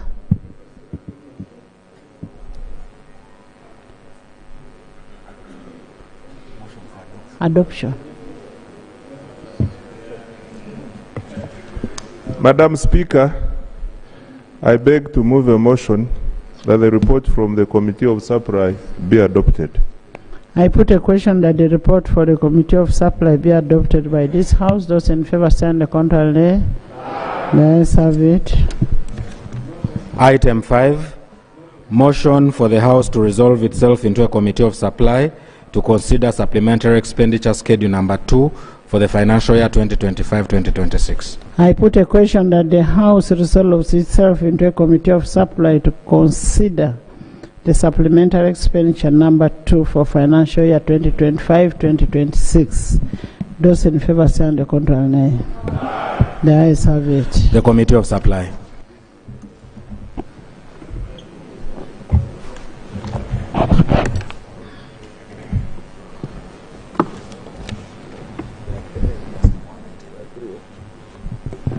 This one is just one item, but the rest we must capture them vote by vote.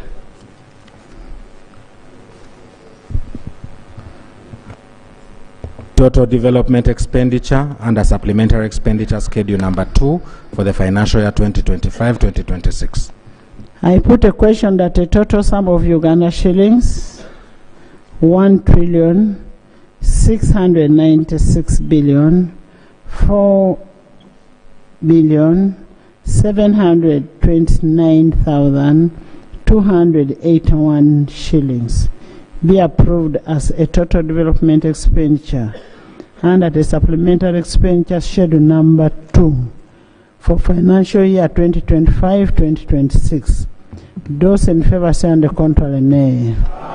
The ayes have it. Grand total supplementary expenditure under supplementary expenditure schedule number 2 for the financial year 2025-2026.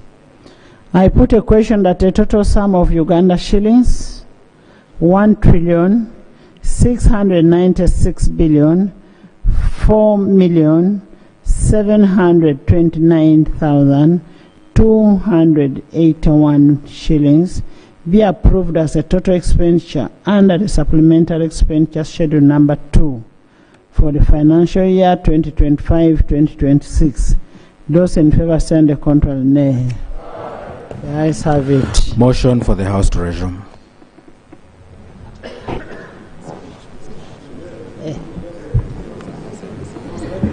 Honourable Minister. Thank you. Madam Chair, I beg to move a motion that the House resumes and the Committee of Supply reports thereto. Honourable members, I put a question that the House resumes and the Committee of Supply reports thereto. Those in favour stand the contrary, nay. The ayes have it. Why did you check? How did you check?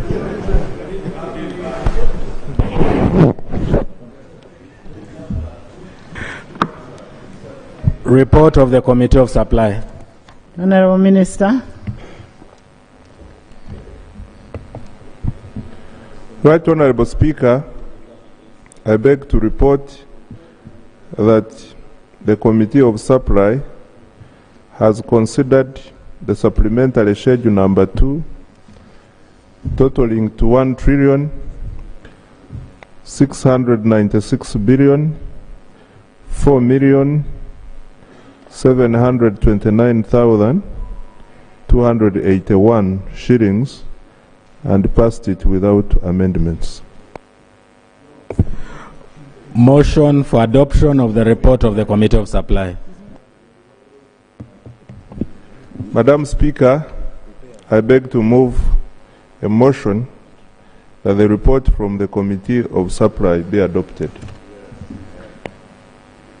Honourable members, I put a question that the report of the Committee of Supply be adopted by this House. Those in favour stand the contrary, nay. The ayes have it. Item 6 on the order paper. Motion for the House to resolve itself into a Committee of Supply to consider the supplementary expenditure schedule number 3 for the financial year 2025-2026. I put a question that the House resolves itself into a Committee of Supply to consider the supplementary expenditure schedule number 3 for financial year 2025-2026. Those in favour stand the contrary, nay. The ayes have it.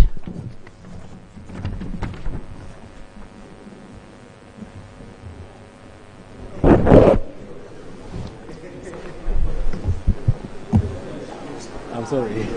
I'm sorry. Then we sit.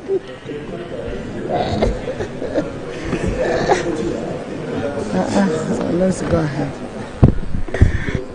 Total recurrent expenditure under supplementary expenditure schedule number 3 for the financial year 2025-2026. Honorable Chair, on I that put matter, a question that a total sum of you.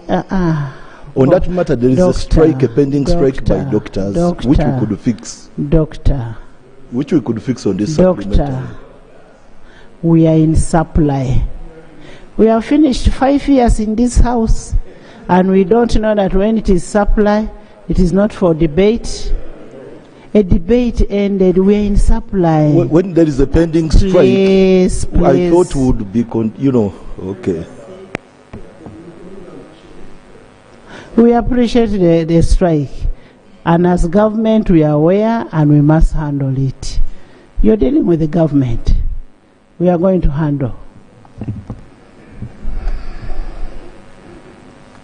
I put a question that a total sum of Uganda shillings 1,214,855,095,118 shillings be adopted as total recurrent expenditure under supplementary expenditure schedule for number 3 for financial year 2025-2026.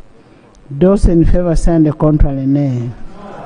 The ayes have it. Total development expenditure under supplementary expenditure schedule number 3 for the financial year 2025-2026. I put a question that a total sum of Uganda shillings 1,055,000 554 billion 370 million 16,552 shillings be approved as a total development expenditure and a supplementary expenditure schedule number 3 for financial year 2025-2026.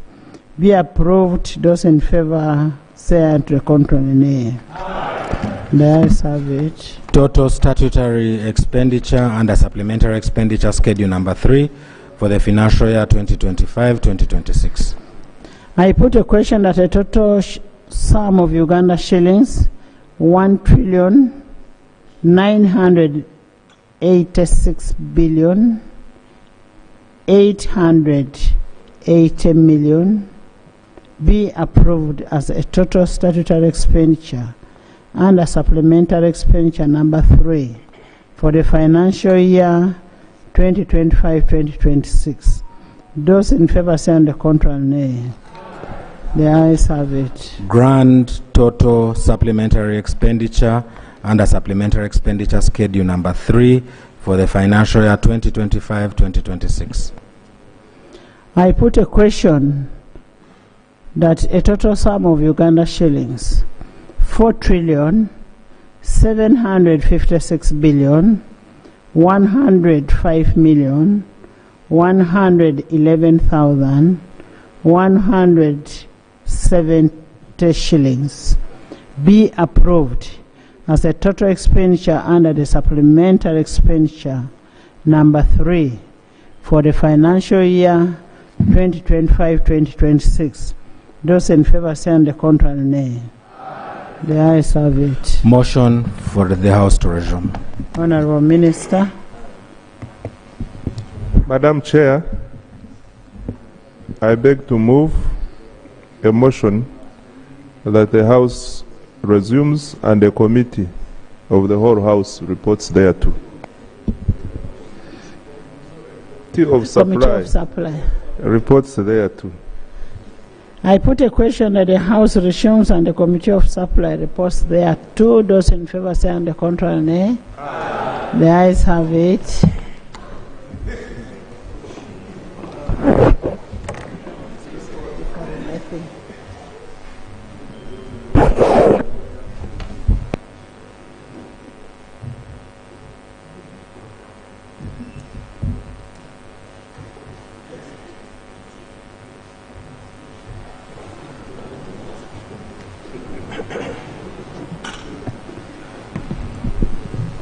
Report of the Committee of Supply. Honorable Minister. Madam Speaker, I beg to report that the Committee of Supply has considered the supplementary schedule number 3 totaling to Uganda shillings 4,756,105,111,170 shillings and passed it without amendments. Thank you. Motion for adoption of the report of the Committee of Supply. Honorable Minister. Madam Speaker, I beg to move a motion that the report from the Committee of Supply be adopted. I put a question that the report of the Committee of Supply be adopted by this House. Those in favor say on the contrary nay. The ayes have it. Thank you so much, honorable members, honorable Minister, Chair Budget, and the members. I want to thank you so much for handling the supplementary. Honorable Minister, I know you've considered a number of roads. Thank you. But I have one very crucial road that 1 or 2, actually 3. The Lira Aloy Otuke Abim Kotido Road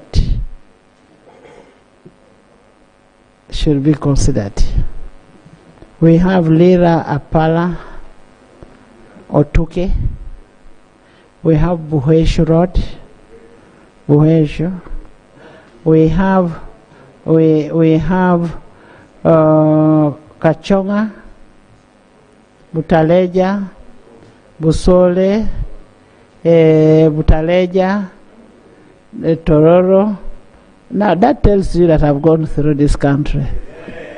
Now those roads, Dokolo Namasale, Otuhe,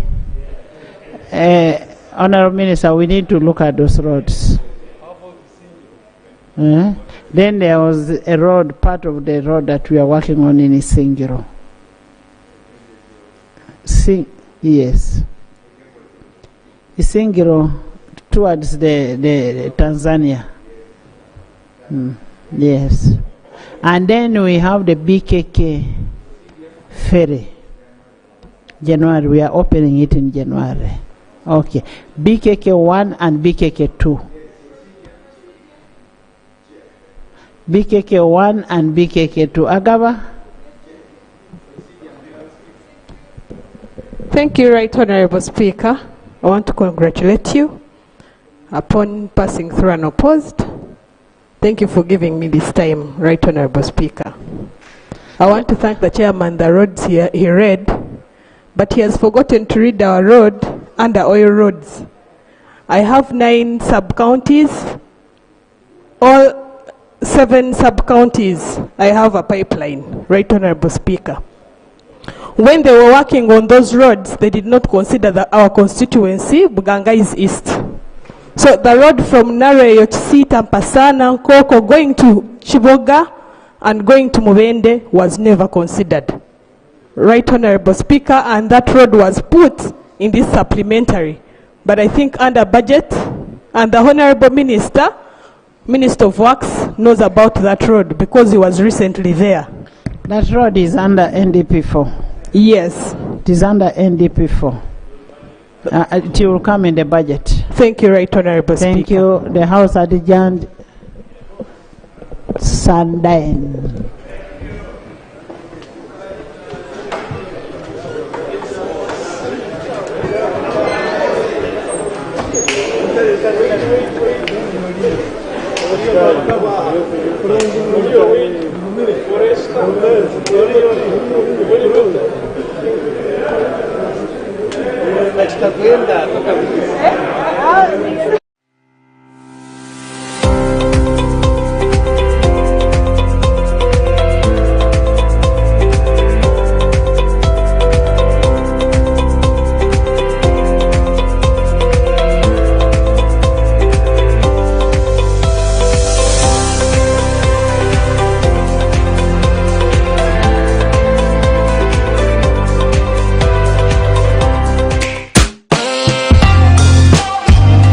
Liberty TV.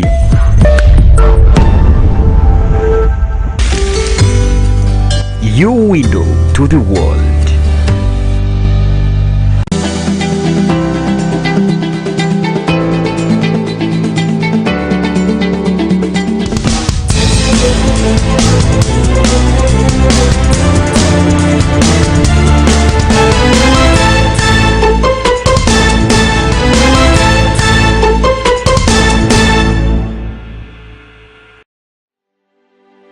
Do you have a special event coming up?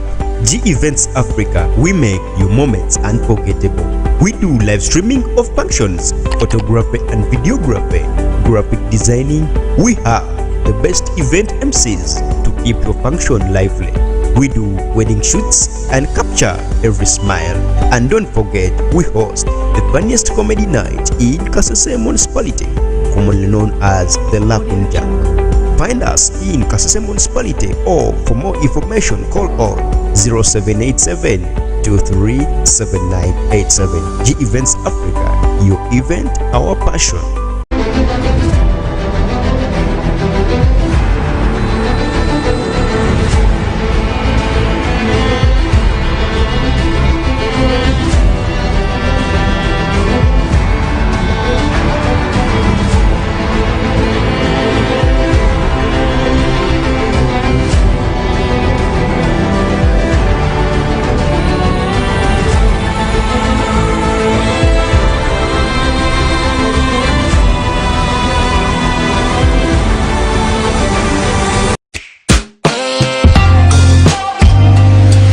Ate TV.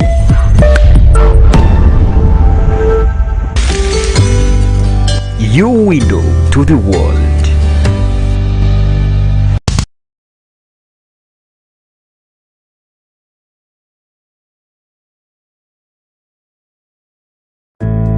Sunday Nation address live on Liberty TV.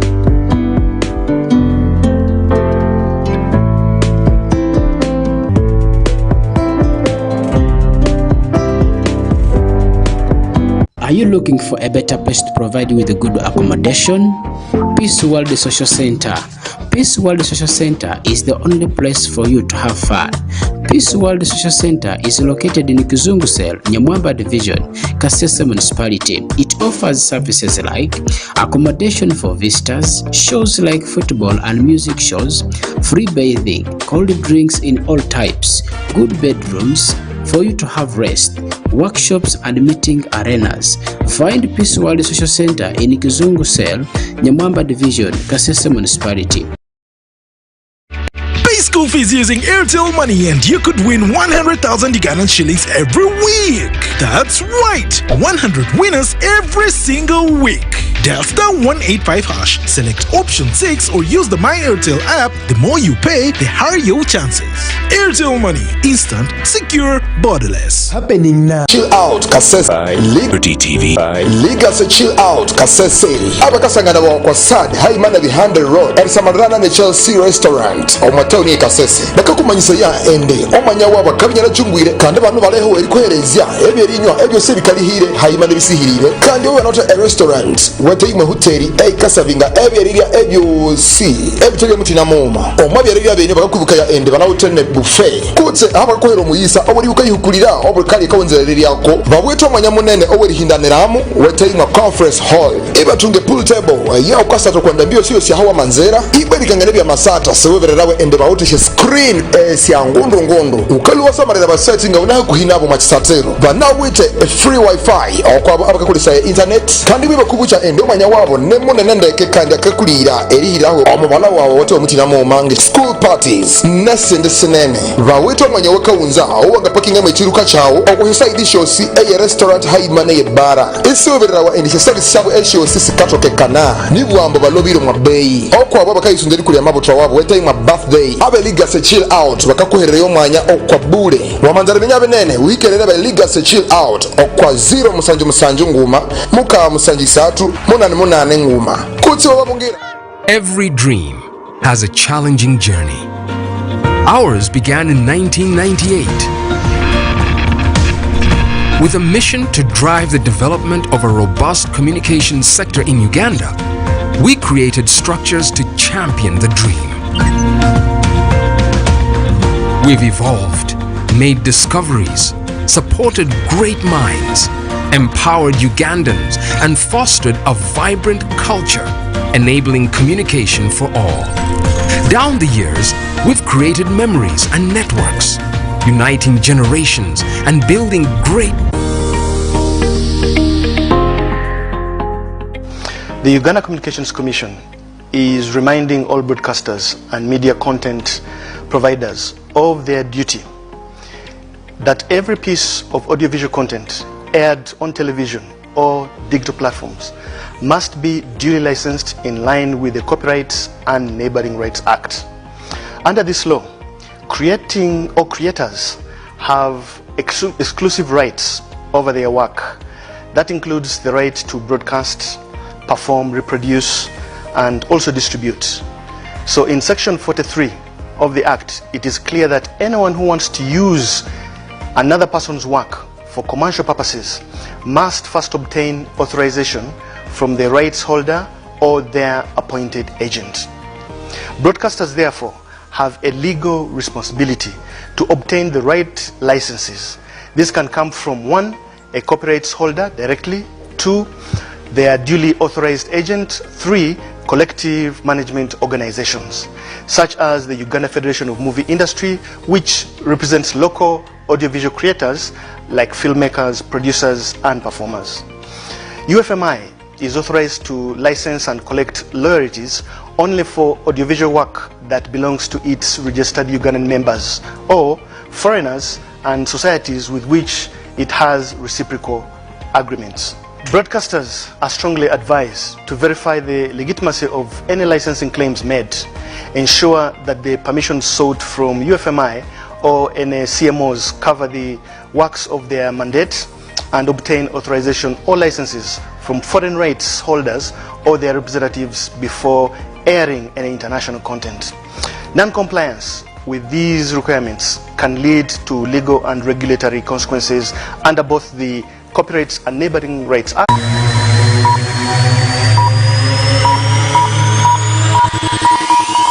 This is the Sports Roundup Show, live on Liberty Online TV, happening every Tuesday from 7 p.m. to 9 p.m.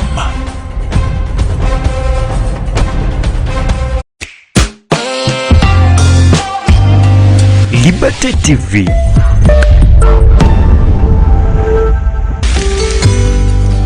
Your window to the world.